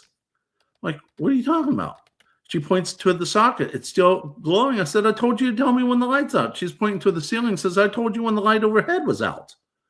It's like, so communication, critical analysis, and get past the deer in the headlight look. So I went back there. I told her to turn on FaceTime. So she pointed the camera at the socket, and I watched to when the little orange amber light in the socket went out. And every time I try to go to the socket, she won't let me because she's afraid I'm going to electrocute myself, even though the electricity is out. But the point is critical thinking. You're going to get shocked by what happens. Try to get through it as fast as you can so you can fix the problem. Just like Sully when he landed in the Hudson River. They had, I don't know how many seconds of deer in the headlight look before, they started processing and started making critical decisions as quickly as they can, and they saved everyone's life. You will get shocked. Get past it as quickly as you can to think critical analysis and activate the solution, and then reassess. That's part of prepping too. Yeah, and your reassessment, a lot of people think that evaluation and assessment is a one-time thing. You've clearly never had or maintained a license, right? what? You're always For what? having to test and check that stuff out. So assessment is something that happens all the time. Every time you perform a major step, you should do an assessment or evaluation on it. If you look at the cogs of a wheel and you have 6 cogs in the wheel, there are 6 steps. That means there's 6 times that you should be evaluating. Evaluate what you're doing as you're doing it. Look back, am I accomplishing the goal? Am I where I'm supposed to be? They that strategy really will help you start to learn very quickly where you're starting to make your mistakes. You may not catch them the first few times, but as you practice it more and more and more and more, you understand how it's supposed to be, how that silver's supposed to sound when you hit it with the pinger, what that gold maple looks like, what that silver maple looks like, what that cougaran looks like, so that when these things come to you, practiced hands know their trade. Doesn't matter if it's IDs and you're a bartender, or if you're a bank teller and checks and paper money. It doesn't matter. Practiced hands know their trade. So handle your metals. Understand, look at your coins, understand what you're dealing with, know what the differences are. But we're always here as a second set of eyes, as a second set of ears. And we have some pretty damn cool networks. So if you have questions, comments, you want to talk to us, about something, reach out to us, let us know. We're going to be engaging more in the community. We're really trying to grow you in 2026. Give you folks some good plans, connect you with some great people, do a lot of great interviews. My goal is to get this guy to 5K and get me to 10, 12K. But we can't do any of that without you. We want your support and your help. So if there's something that we can do, if there's some topic or something that you think is really pressing, please let us know. Okay, that really does matter to us. What is on the item to the right of your screen? That is this little thing over here. That is the head of a dragon. He's sitting on a tube of silver. And he is a mechanical 3D printed dragon that I picked up with my daughter. And he's protecting, in this particular case, it's the Cook Island Battle of Normandy. And then my 1 ounce high relief George Washington round. It's just a really cool piece. I like it. It's fun.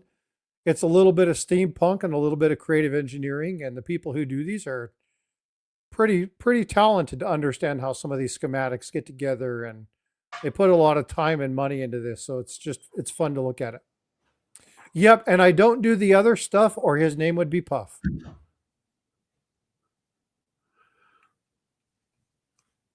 Oh, by the way, Frosty, when we get a chance, when we're no longer streaming, I just noticed something. All the comments on StreamYard is coming from your side. My side's not coming across unless it early on it did, and then it stopped. And I got something from Aspiring Alchemist, but the other moderators like Barbara Wawa isn't coming across, and Check Stacker isn't coming across. So unless he's been on your side, They're on my side. I understand, but I think maybe he's simultaneously on the two different channels. So I don't know if there's a glitch in the system or what, but StreamYard only showing your replies, and I'm not seeing it on StreamYard on my side. Just a little tech thing that might need to be looked at. Yeah, we'll have to figure out why that is. Open up your YouTube chat and we'll make sure that happens. I did. Okay. I'm trying to watch simultaneously now that I've identified a problem. Yet again, that is a problem. Critical thinking. Yeah, and again, I'm watching my side of the stream, so I didn't notice that, but that's a really good catch. Folks, this is another thing too. At AA, good catch, right? This is a really good thing. Our moderator's looking out for us, so nicely done. I appreciate that. Guys, I can't tell you, guys and gals, I can't tell you how much Elle and Aspiring Alchemist have done for both channels. They're always there. They're always engaging. They're always pushing the channel. Elle, everywhere we go, is trying to push us to do stuff. They have been absolutely amazing. And so I want you to make sure you say hi. Barra, Wawa, Check Stacker. Yes. Those folks on Tigers, those two are, again, they come in, they say hi, they drop stuff. We have some amazing moderators. We do.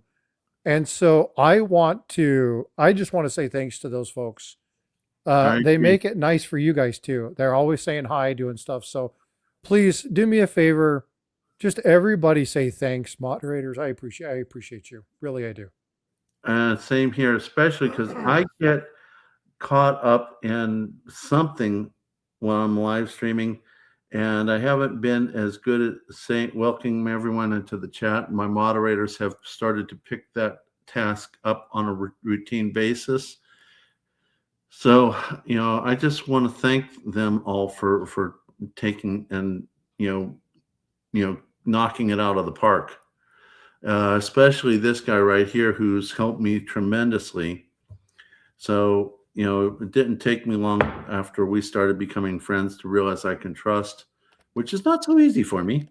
But I put Frosty as a managing moderator, and he's helped me pull a lot of things out of the air that I didn't even know existed. So, big thanks to you two, not only as a managing moderator, not only as my buddy, but also helping me with my really low level tech, or low level tech ability, I should say. So let me ask you a question here. Who knows what the ID10T is? Oh, here we go again. I've fallen for that before. No, no, no, no, no, no, no, no, no. Oh, absolutely. Absolutely not. We're not playing that anymore. He's played that before. I mean, no.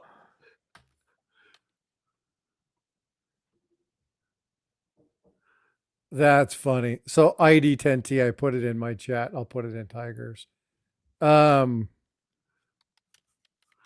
This is a code for IT people saying, "Oh, good Lord." We got one, or there's a short circuit between the seat and the keyboard. Tiger jokes about his lack of proficiency when it comes to technology, but he definitely has some keen insight when it comes to stacking and world affairs.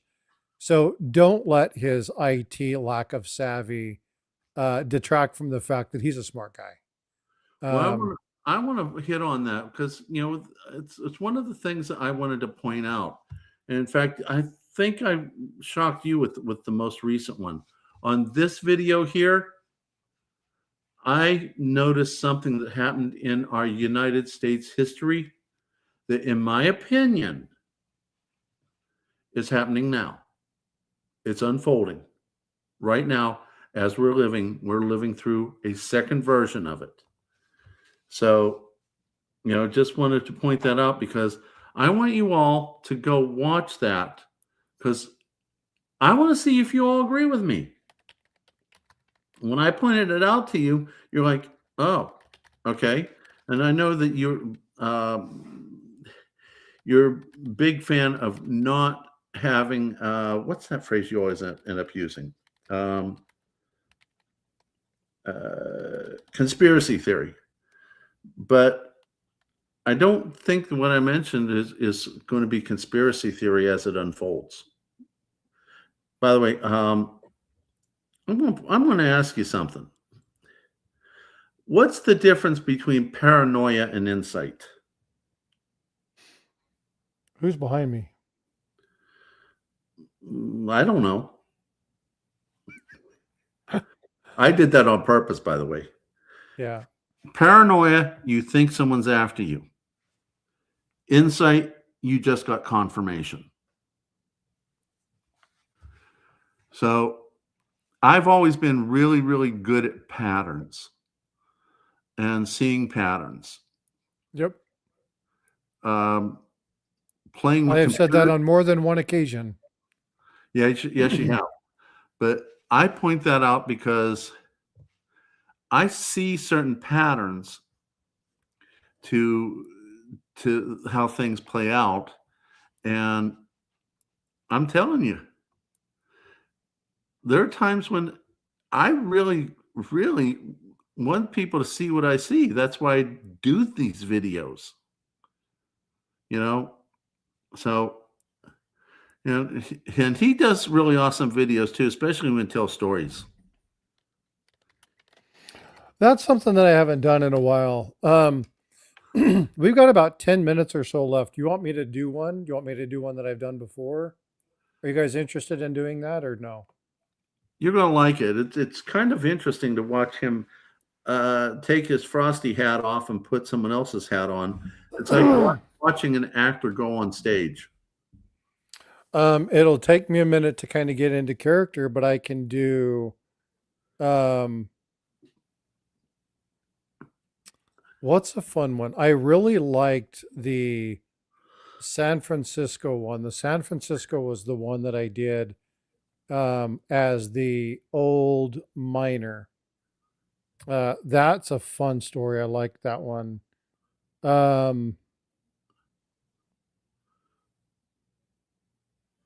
Should we do that one or should we do...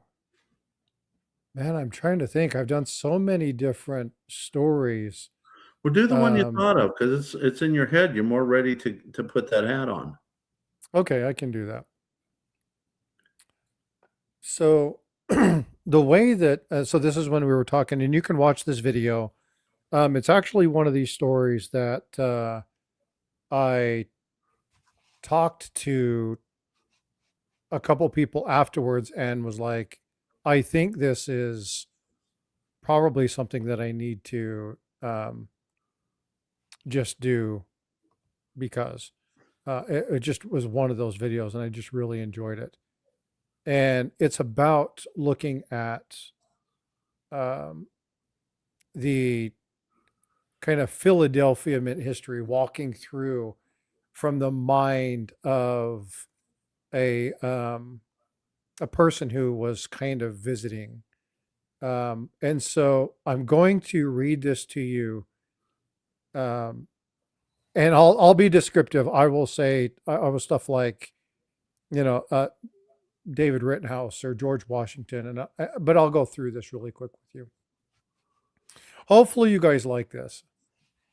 So, what I want you to think about is I want you to think about being in Philadelphia.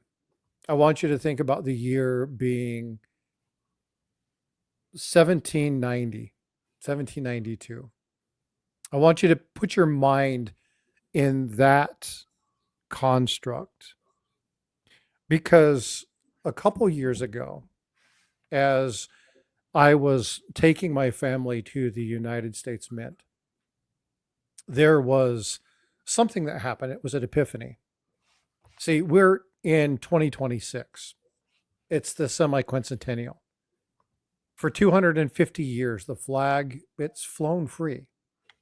It's a republic. It's endured wars, depressions, discord. But here we are. We are a young nation.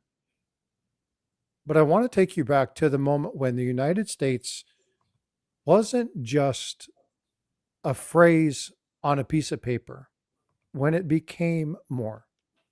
A lot of people like to think that that happened with our independence in 1776 with the Declaration, and other people thought that it happened in 1783 with the treaty. But the truth was that it happened in 1792. See, the United States was on the verge of collapse, not because of the British Army, but because the nation was broke. We were a free people, but we were paying for our bread with the coins of kings that we had just defeated.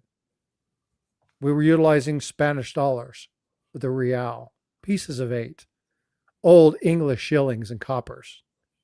We were a sovereign nation with no sovereign wealth.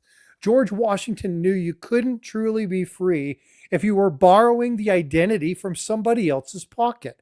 How in the world could we make this medal, the world entrusted, stamped with liberty and our eagles? Until then, we were just pretenders.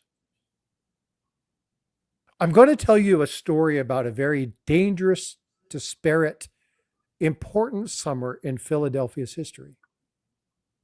You see, I didn't find this story in a textbook. I found it last summer, 4th of July weekend to be exact. I was in Philadelphia with my family and we were doing the tourist thing, Liberty Bell, Independence Hall, Geno's or Pat's. And of course, we decided to visit the Mint. Now, if you've never been there, I got to tell you, the Mint is a fortress. Massive blocks of concrete, go through the airport style security, down these long, long glass corridors. You look down the factory floor and it's just robots and conveyors. It is loud. Honestly, it's cold. But my kids were kind of getting restless. They were putting their face against the glass, watching the robots move these big old bins of quarters. And I noticed an old gentleman standing by a display case over in the hallway. The guy, he completely looked out of place. He was one of those, those guys that dress up. They talk about history, one of those reenactors. He was standing next to this rusty old screw press that was on display. So I walked over to him and I said, hey, little hot for the overdress, are we? He didn't laugh. He didn't look at me. He just started staring at the machine. Now, if you know somebody when they speak and you hear that voice, it's just instantaneously cut through the noise. There was no more factory noise. All I heard him say is they admire the machines, but they forget the men who built them. My facial expression changed because as he turned to look at me, his eyes were tired.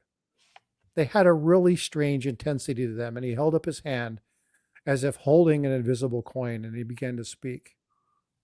And as he spoke, my family gathered around. The modern floor of the factory faded into distance. We didn't hear the robots anymore. We didn't hear the tourists. We didn't hear the security guards. All we heard was, 1792, Philadelphia. If you were to walk down Market Street on a Tuesday morning, you wouldn't hear the sound of a nation. You would hear the sound of an argument. Suddenly, I wasn't in 2026 anymore. I was there in Philadelphia. See, over there, that's the baker. He's arguing with the farmer. He points. He says, do you see that farmer? He's over there trying to pay bread with a copper from a merchant in New Jersey, and the baker doesn't want it. He doesn't want Jersey coppers. He wants Spanish silver. He wants that real. On this next corner over here, the sailors try to buy a new peacoat. He pulls out a heavy gold coin and hands it. It's a Portuguese Joe. The tailor squints at it, shakes his head, bites it, pulls a scale from his pocket. He weighs it. He says it's been clipped. It's too light. Someone shaved those edges. It's only worth a little bit more or a little bit less than what you think. That's the reality of our nation. We've become a nation of borrowers. We're holding onto the scraps of empires that we've just defeated just because we're tied to the shilling, the lever, the guilder, that milled dollar, pieces of 8. It's chaos. It's confusing. And for a man of science like myself, a man who believes in precision, it was maddening. He says, oh, forgive me. My name is David Rittenhouse. I'm 60 years old. My lungs are bad. My eyes are tired. And all I want to do is retreat to my observatory. I want to sit in the quiet dark, chart the movements of the planet Venus, and I want to look at Bill clocks. I want to study the stars. Stars, they're easy. See, they follow rules. They don't lie. They don't cheat. But a man doesn't say no to George Washington. I remember the night he sent for me. It was April. Wind was coming off the Delaware River. It was damp and it was still cold. Walked into the president's house on Market Street, pulling my coat tight. When I entered the study, the fire was roaring. George Washington always kept his house warm. But as he stood by the mantel, his back was to me. He stared into the flames. I remember him older than I had seen before. The war took his toll on his body. Politics were taking a toll on his spirit. And he listened very intently. David, sit down. I sat immediately. The room was silent. All I could hear was the cracking of hickory logs. And he turned and walked to the table, and he reached into his pocket, and he pulled out a handful of stuff. And he threw it onto the wood surface of the table. Clank, clank, clank, clank. Look at that. Rubbish, he said. And this is the wealth of the United States. I looked, and he was right. It was a pile of junk, a copper penny from Connecticut, nearly bent in half. So worn you couldn't see it. Spanish coin, again, so worn you couldn't tell it had the king's face on it. There was a piece of silver that had been cut into a triangle, and it wasn't the normal size. It was a mess, I said, Mr. President. I agree. Washington leaned in. He put his hands on the table and moved very close to me. He says, it's worse than a mess, David. It's a national security threat. Puzzled, I looked at him and said, how so? He's like the British look at us and laugh. Look at those Americans, they say. And they call themselves a republic, but they pay for dinner with a king's coin. They are still our servants. He looked at me pausingly and intensely. Said, Congress just passed a law, my friend. Secretary Hamilton has the plan. We're going to build a mint. We're going to make our own money. American money. I nodded. It's good news, sir. You'll need a strong director, perhaps a banker from New York or a financier like Robert Morris. No, a banker? If I hire a banker, they're going to think it's a scheme. And if I hire a politician, my God, the lies. I can't have that. He picked up one of the coins and held it to the firelight. He said, David, money isn't just metal, money is trust. Do you understand that when a farmer in Pennsylvania sells his crop for $1, he needs to know and believe with everything that it's worth 100 cents? He needs to know the weight is good. He needs to know the purity is perfect. He pointed at me. He says, I don't need a banker. I need a scientist. I need you. I was like, sir, I'm an astronomer. I build telescopes. I'm not an administrator. And he says, that's right. Did you know the people at Rittenhouse admire you because you surveyed our state with an accuracy of inches? You've worked with Franklin. You built the Ori, the models, the solar system. You're the only man in America who they know stands for absolute truth. And if you put your name on this money, the world will trust it. Build me a mint, he said. Bring me the order of the stars down to the streets of Philadelphia. I got to tell you, as I walked home that night, the weight of the nation in my pocket. I couldn't sleep. I, surrounded by books, realized that I had no idea how to run a mint. Yes, I knew metal. Yes, chemistry. I understood how to weigh things, but the mint is a factory. It's a bank. It's a fortress. And my God, it's all rolled into one. And on the shelf, I noticed a book. Black book, beautiful binder. The biography of Isaac Newton. Now, I don't know if most of you know this, but did you know the Apple, the gravity guy? Smartest man who ever lived, and I'll challenge anyone who says otherwise. But did you know for the last 30 years of his life, he wasn't a scientist? Nope. He was the warden of the Royal Mint in London. It's true. 100 years before me, the King of England asked Newton, fix my currency. And I read through his journals that night. I looked at the struggles. He didn't sit in an office. He was down in the dungeons of the Tower of London, interrogating counterfeiters. He wanted to know. He wanted the math and science to fight against greed. Immediately, this kinship was there. From across the century, Newton had traded his telescope for a printing press. And now, I had to do the same. I realized that Washington was right. Yep, he primarily was. Making money is physics, it's chemistry, and I could do this. I know that 90% gold is money and 89% is not. The difference between a strong economy can be as much as a simple grain of gold dust. So I closed the book. I had my orders. I would become the American Newton. We need a mint. I told him, oh, by the way, this is Thomas Jefferson. He was Secretary of State.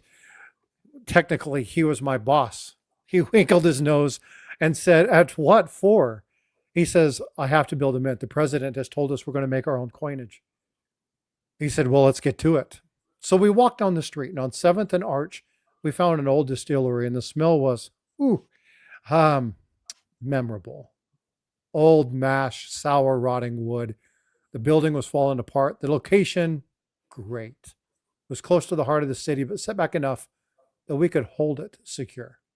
I told him we'd take it. We bought the land, and I hired a team of men to tear down that old house and begin work. And I said, dig deep, men, dig deep.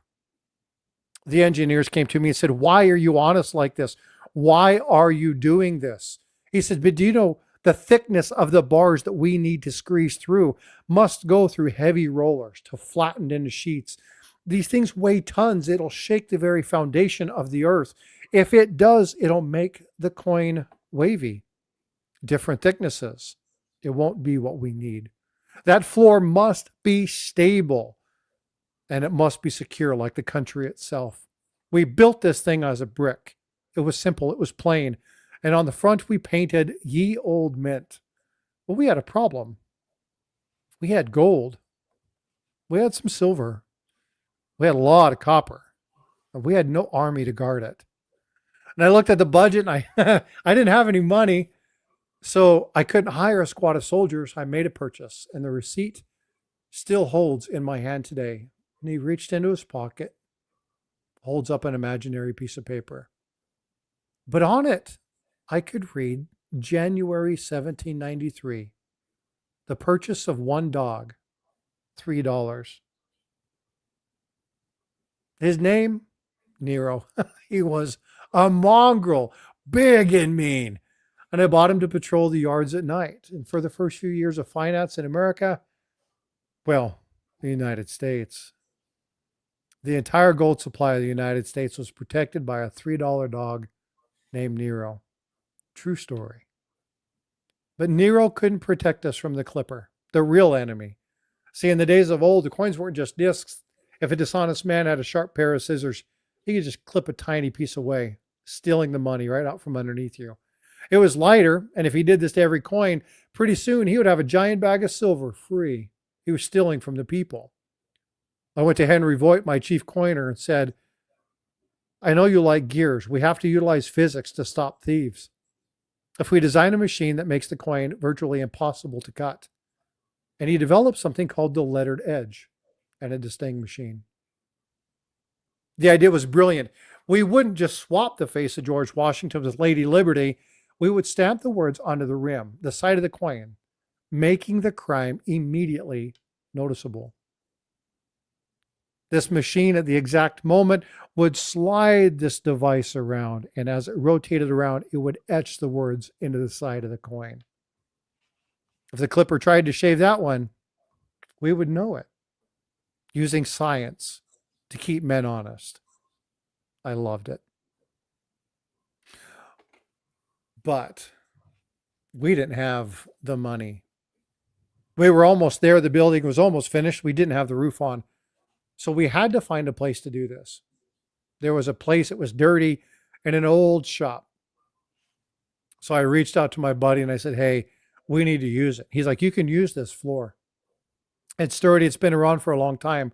And there we sat in the bottom of this and we started doing it. I swung that coin as hard as I could. I swung that press as hard as I could and wham! And that wham was the strike of the first coin. We called it a half deem. A lot of people think it's dismy, but it's deem.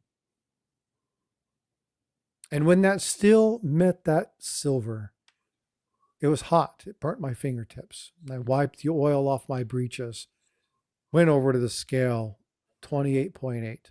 It was perfect. We ran 1,500 of those in that day. 1,500 coins. Took the first one to Washington. He didn't count them. He didn't weigh them. He held one between his finger and his thumb, and he looked at me and said, Mr. Rittenhouse, we made history. Now the building on 7th Street is gone. The whiskey distillery is gone. Nero is long gone.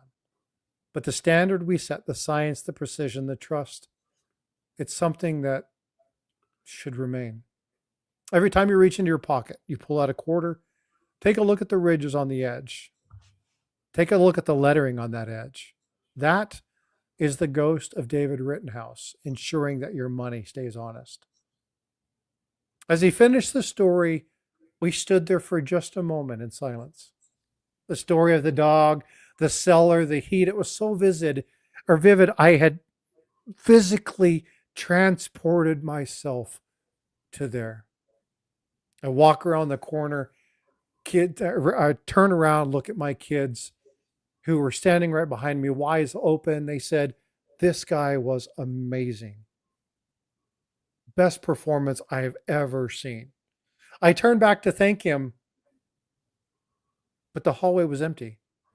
The group that we were with had long since moved on, security guards standing at the end. There was nowhere.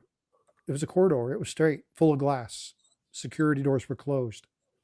I walked over to security guard and said, did you see the reenactor? Where did he go? That old man in the velvet coat.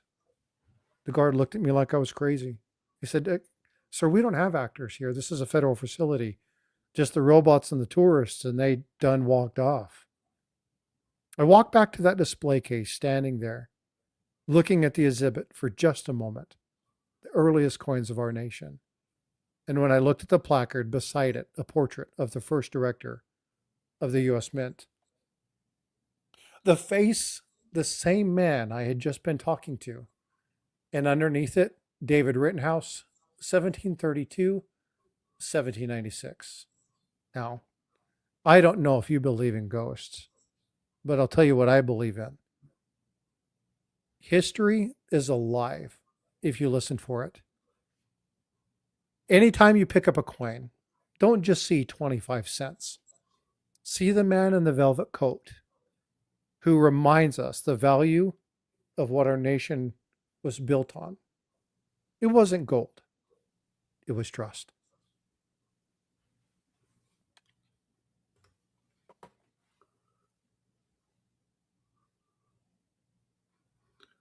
One of the favorite ones that I've done. I really enjoy writing those. I enjoy talking to those. So thank you for letting me do that.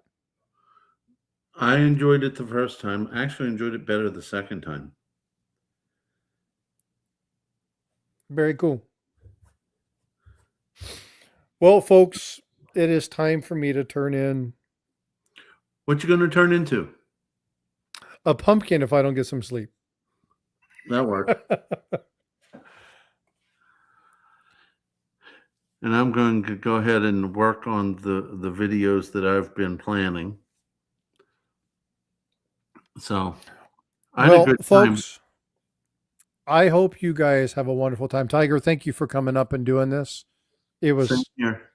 short notice. We wanted to have that conversation about the letter, talk about what we saw, kind of get some feel for what was going on. For those of you who were here at the very beginning to listen through the entire conversation, y'all rock. Thank you so much for being here. Make sure you're smashing that like on mine and Tiger's channel. Make sure you're sharing this out. We got to go ahead and give out the silver dime. Forgot Okay. about that. And I'm refreshing it. I'm to 34 likes. If we get to 50, I'll throw out a silver quarter as well. It's currently, come on, phone. It's currently 10:12. I'll give you till 10:15. If we get to 50 likes, I'll put out a silver quarter as well. So you guys are going to love that I tell you this, but I want everybody to leave my channel. Moderators who are in my channel, drop the link for Tigers. You guys got 2 minutes to click that link, get over to Tiger Stackers, and say hi. Not only say hi, but hit that thumbs up. Hit the thumbs up. And if you'd be so kind, hit the subscribe, the bell notification, leave a comment.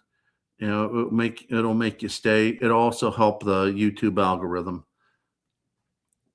So I'd appreciate it if you did that. Currently, I am sitting at, I gained 2 subscribers during this live stream. I'm now at 3,097.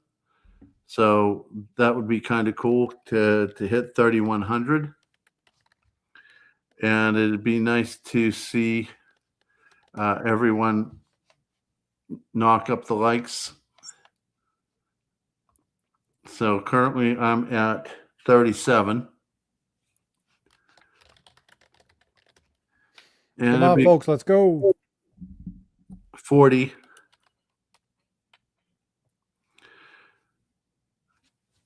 It is, we got 1 minute left.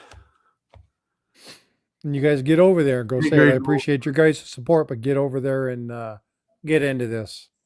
It will not show up on my side, so it's got to happen on Tigers. Currently sitting at 40, and leave a comment, hit the like. Please consider hitting the subscribe and making it stick like I mentioned. So Gold Maple, the story that I wrote, that I did live, didn't include the whole mint piece of the family and going through there. All that stuff was gone.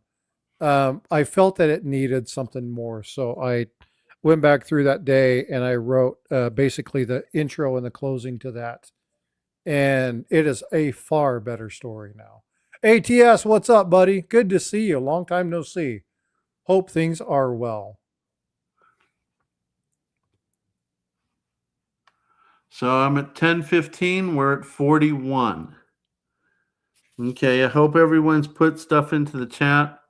We're 9 shy of hitting 50. Let's extend it 5 minutes Okay. because you have subscriber mode on. Give them a few moments to Oh, I forgot about that. yeah. Luther and some people were saying that, so that's a good call. We'll give them a couple extra minutes. Yeah. So get over there, sub up, say hi. And if you only hit the sub button, most likely YouTube's going to take you out in a few days. I really want to be able to get this channel up and running. I would love to get to 5,000. Now, if I get to 5,000, I'll be willing to give away 5 ounces of silver. Whether it's going to be 5 different people or one lucky winner, I'm not sure yet. But I'm willing to part with 5 ounces of silver to get to 5,000. And his number one member is not eligible. You talking about the wife again? I'm your number one member, dude. Oh yeah. Don't tell the wife though. She already knows. She was mildly displeased with me. Oh, more than mildly, dude. She was really, really disappointed. It wasn't meant to be that way. I was trying to be fun and have cool, be cool, and yeah, that didn't work out. We're currently at 43 subscribers and 3 more minutes from the additional 5 that was added on.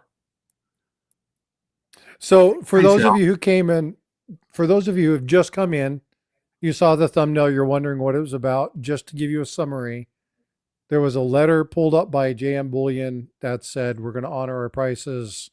When you do it, they lock it in. We're only going to sell what we have on the site. We talked to a number of people to try to ascertain whether that was a PR move or whether that was CYA. Listening to some of the stuff that had happened with the previous week with people with that company, they think it might have been more CYA. I'm still not going to make an assessment on that. I wanted people to be able to do that. But we did look at 5 other sites. Tiger, you want to go through and just explain what we saw that real fast? Let me go ahead and pull that up. We got about 2 minutes just to let everybody else know that's coming in late. AppMex, they will not take anything unless you hit $500 or more. And I'm not sure if they do free shipping at that point or not. I was kind of disappointed just seeing the 500. JM Bullion, SD Bullion, they put free shipping at 200. They kept to their original plan. Hero Bullion, I put it up to $1,200 almost, and it was the shipping was to be determined. Provident Metals, let me go back one. It was free shipping, but the taxes was to be determined. I don't know if you live in a state that has no taxes. I'm assuming that's what they would do, but you had free shipping. JM Bullion had free shipping. And those were the 5 websites that I went to looking into after we started talking about the JM Bullion topic. So let's see here. Let me get us back to here. And we're Neil now says, do kitty cat shorts, you'll get up to 5K quickly. Yeah, no joke. yeah, he does a lot of those. It's amazing. We used to have one cat who helped us teach the dogs, but we think that the cat went off because cat was getting sicklier and sicklier, and I think the cat went off and passed away. We've not seen the cat for a long time. Frank McCain, Tiger, if you're looking to buy contract, Harry's Coins has no taxes. Also, great guy. Yeah, I talked with Harry once. I want to do something nice for him. I haven't gotten around to it yet, but I will be in the future. So I had a great conversation with him. Unfortunately, my oncologist walked in the room and I had to give him the attention, which is one of the reasons I want to do something nice for Harry, because I had to hop off the line very quickly for that particular reason. We're now at 10:20. So let me go ahead and harvest on the names. Participants. So the real Mike Petty, sometimes Atmex tries to charge tax on metals. Other times not. I spent $2,600 for 15% worth of supplies. That's nuts. True. Yeah. Watch your tax rates, folks. Make sure their systems don't try to jack you. If they do, report it back to them. Let them know. If you're living in a state where it's required, sorry, but just be on that. I'm not saying anybody's trying to rip anybody off, but that's something that you should be aware of.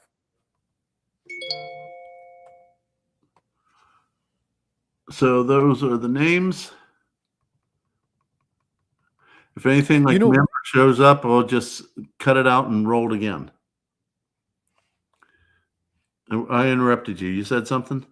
So I want to, as soon as you're done doing this, there's a few more announcements that we want to make. We just confirmed one of them just a few moments ago. Okay, sounds good. I think we'll talk about that in just a sec. Yep, you do. Okay. Oops. Ouch. Sorry, Clark. Headphone guy.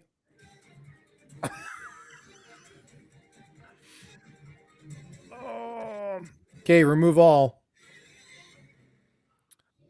Remove all instances. Do it again. Dang members. Always getting in the way. I love this song. I worked really hard at this, and I didn't know you well that back then. I did this all by myself. Ooh, invisible. Congrats.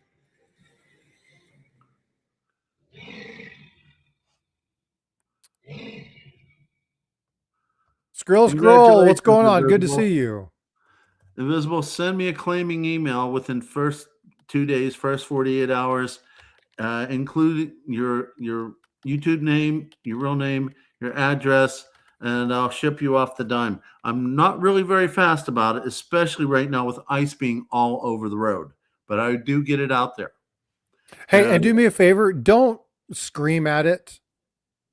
Okay, it's not there by its choice. It just fell out of the sky. So be nice to ice. Get it? Be nice to ice. Okay. Come on. Come on. That deserves a little bit more LOL. That was a very vanilla joke. Oh. Vanilla ice baby. Oh, that's too much vanilla fun. Ice baby. Oh. So anyway, all right. So that one. That was pull the names. One of your dad jokes. Pull the names one more time. Pull the names again. Yep. Okay. Let me get over there. Make sure you guys are commenting in chat. I'm going to drop something in private chat. Let me go ahead and make sure you guys are subscribing and saying hi. Say what's going on. We'll let it run for just a few moments. I'm going to draw some more names. When you get ready to drop it, I'm going to drop some names into chat. Okay. And we'll give away something fun just because we can. I might add one more thing in there. I'm not sure if, let me show you this. I'm not really sure. It doesn't really read very well on the Sigma. I got like 9 of these. I'll show it to you real quick.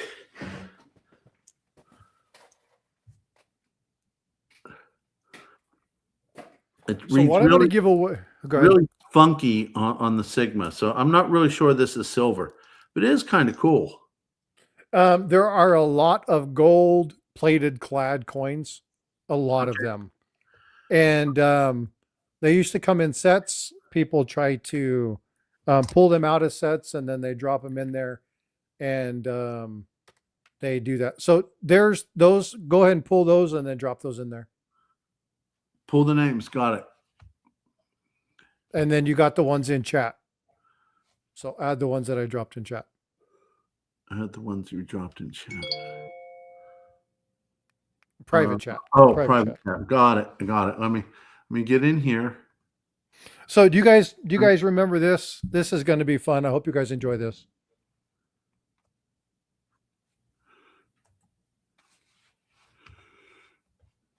Okay, that's what we're giving away. I'll also give away a coin from Copper Coins. It may or may not be a variety, depending upon which one I grab. And I will send that along with a poker chip and I think I still have Tiger Stacker and Frostbite coin stickers. So I'll put all that together. So that'll be the person who we draw now. So little side note. Little side note. If you want any swag from me, just send me an email about it. Especially if you've won, you're welcome to it. So let me go ahead and pull the wheel up, and I'm going to add in the other names. Just already added in the new participants. My name's in there twice now. Or not. You'll go through, and I'll show you how to fix that really, really, really quickly. Okay. All right. So we got a bunch of names in there. So no, you don't have to do that. Hold on. Don't do that yet. Go to sort. Sort. Up at the top. Okay. Go to sort. Go click on Take sort. out the members. Okay. Now you can see how they're all together. Uh-huh. Take out the members and take out any duplicates. Because there's going to be some duplicates in there. If everybody's a duplicate, leave them alone and just run it. Oh, I just took out 2 duplicates. Just run it. Just okay. Yeah, we'll just copy it again or do it again. For okay, some reason, again. Yeah, I think you copied yours twice. Did you copy the ones from chat? Went ahead and let me go ahead and bring this back up. Okay, go to participants, back out, back in. Refresh. Take out, let me get the names. Okay. Come on. Highlight it. Thank you.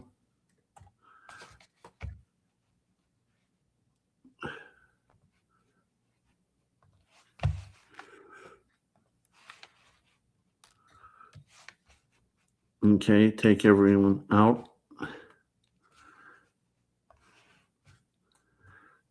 Put them in from my participants. Yep. Come back over to your name from. Grab the bottom one. Grab the bottom one. I am. Okay. And then if there's doubles, there's doubles. We'll sort that out later. Okay. Okay. You said sort to get out the members. Yep. And see, remember how that, and we'll just leave it as it is. Yep. Yeah. And just spin it and run it. Hold on. Let me turn down the volume for Clark Kent. It's not just for me, dude. It's for everybody. Here we go.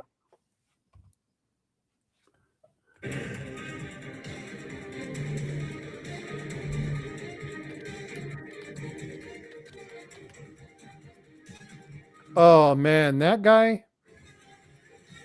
How you doing? Good to see you. Congratulations, Luther. Thanks, Luther. Appreciate you, bud. He knows my information. He knows how to get a hold of me. So Luther, just text me. I'll put you a package together. We'll find out what you already have and we'll work around it. I sent his kid stuff, so he has everything. And for, where's the cursor? There it is. And for this quarter, which probably is clad, maybe gold plated. I'm not sure. It's a fun thing to teach to people who haven't ever seen one. Yeah. We'll go ahead and run the wheel one more time. Hey, And Carrie Bill? Bruce, what's going on? Good to see you. And to all the people who have subscribed to our channels today, thank you so much for the support.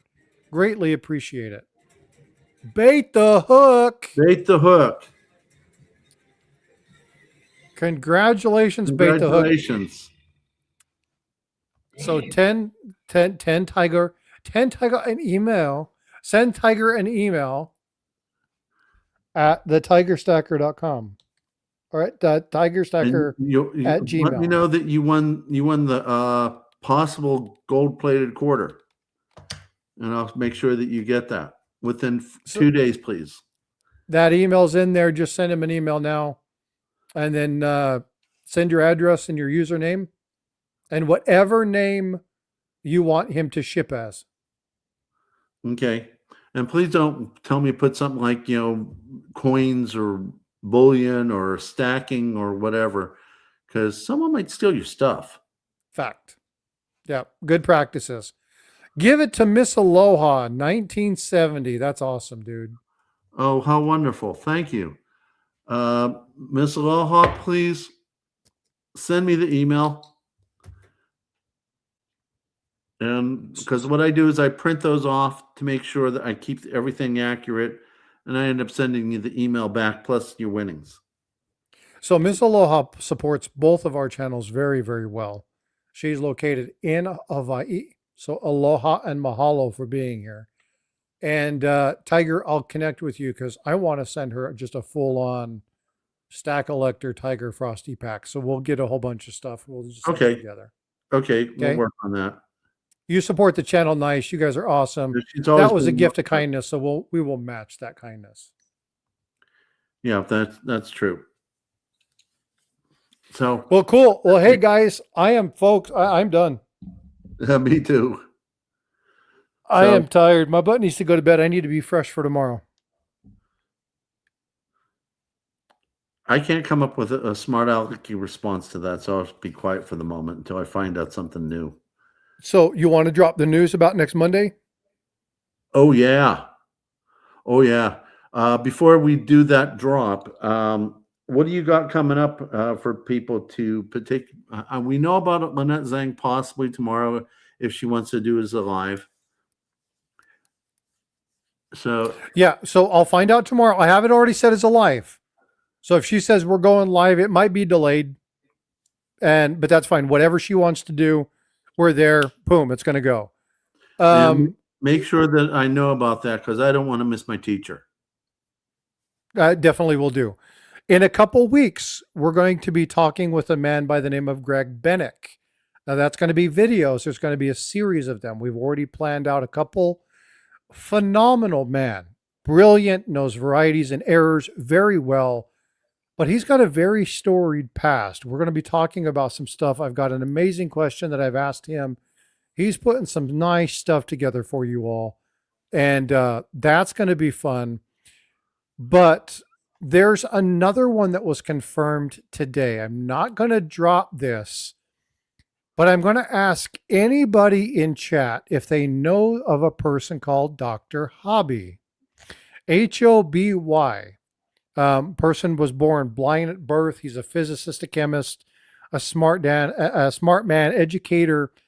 And him and I are going to be talking here in a couple days, and we're going to see if I can't get him on the channel to talk about life and money and metals and stuff from his perspective.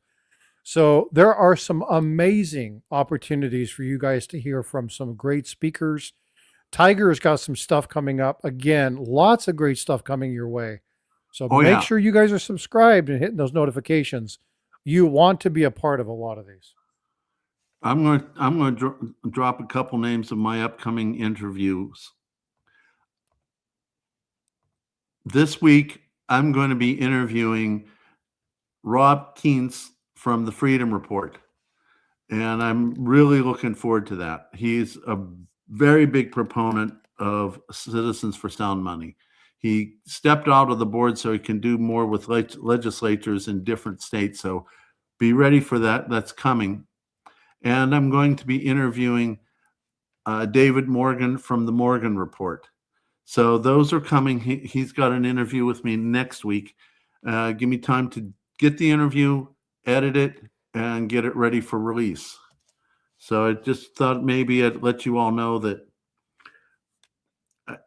we're going to be going into some really cool stuff, which is one of the reasons I really wanted to get you all involved with those videos that I mentioned to you before. Once again, distraction and wealth transfer, and also the food one. But this will help prep you all mentally for what's going on, as well as this one here. So, just a little food for thought to get you an idea of where we're going with all the components for this one. And I've got a secret project I've been working on for well over a year. Once I do the video, I'll let you know what the secret project is. Frosty knows it, but we're keeping him to a vow of silence. So we'll go from there. So I'm done saying what I'm going to say. Thank you all for coming. Thank you all for being here. Appreciate you guys joining us. And again, we will do these split channels, kind of live streams. A lot of people go back and forth depending upon where you want to be, come in and come out. It allows for you the opportunity to share both channels. It allows for you the opportunity to engage with different people, see what's going on.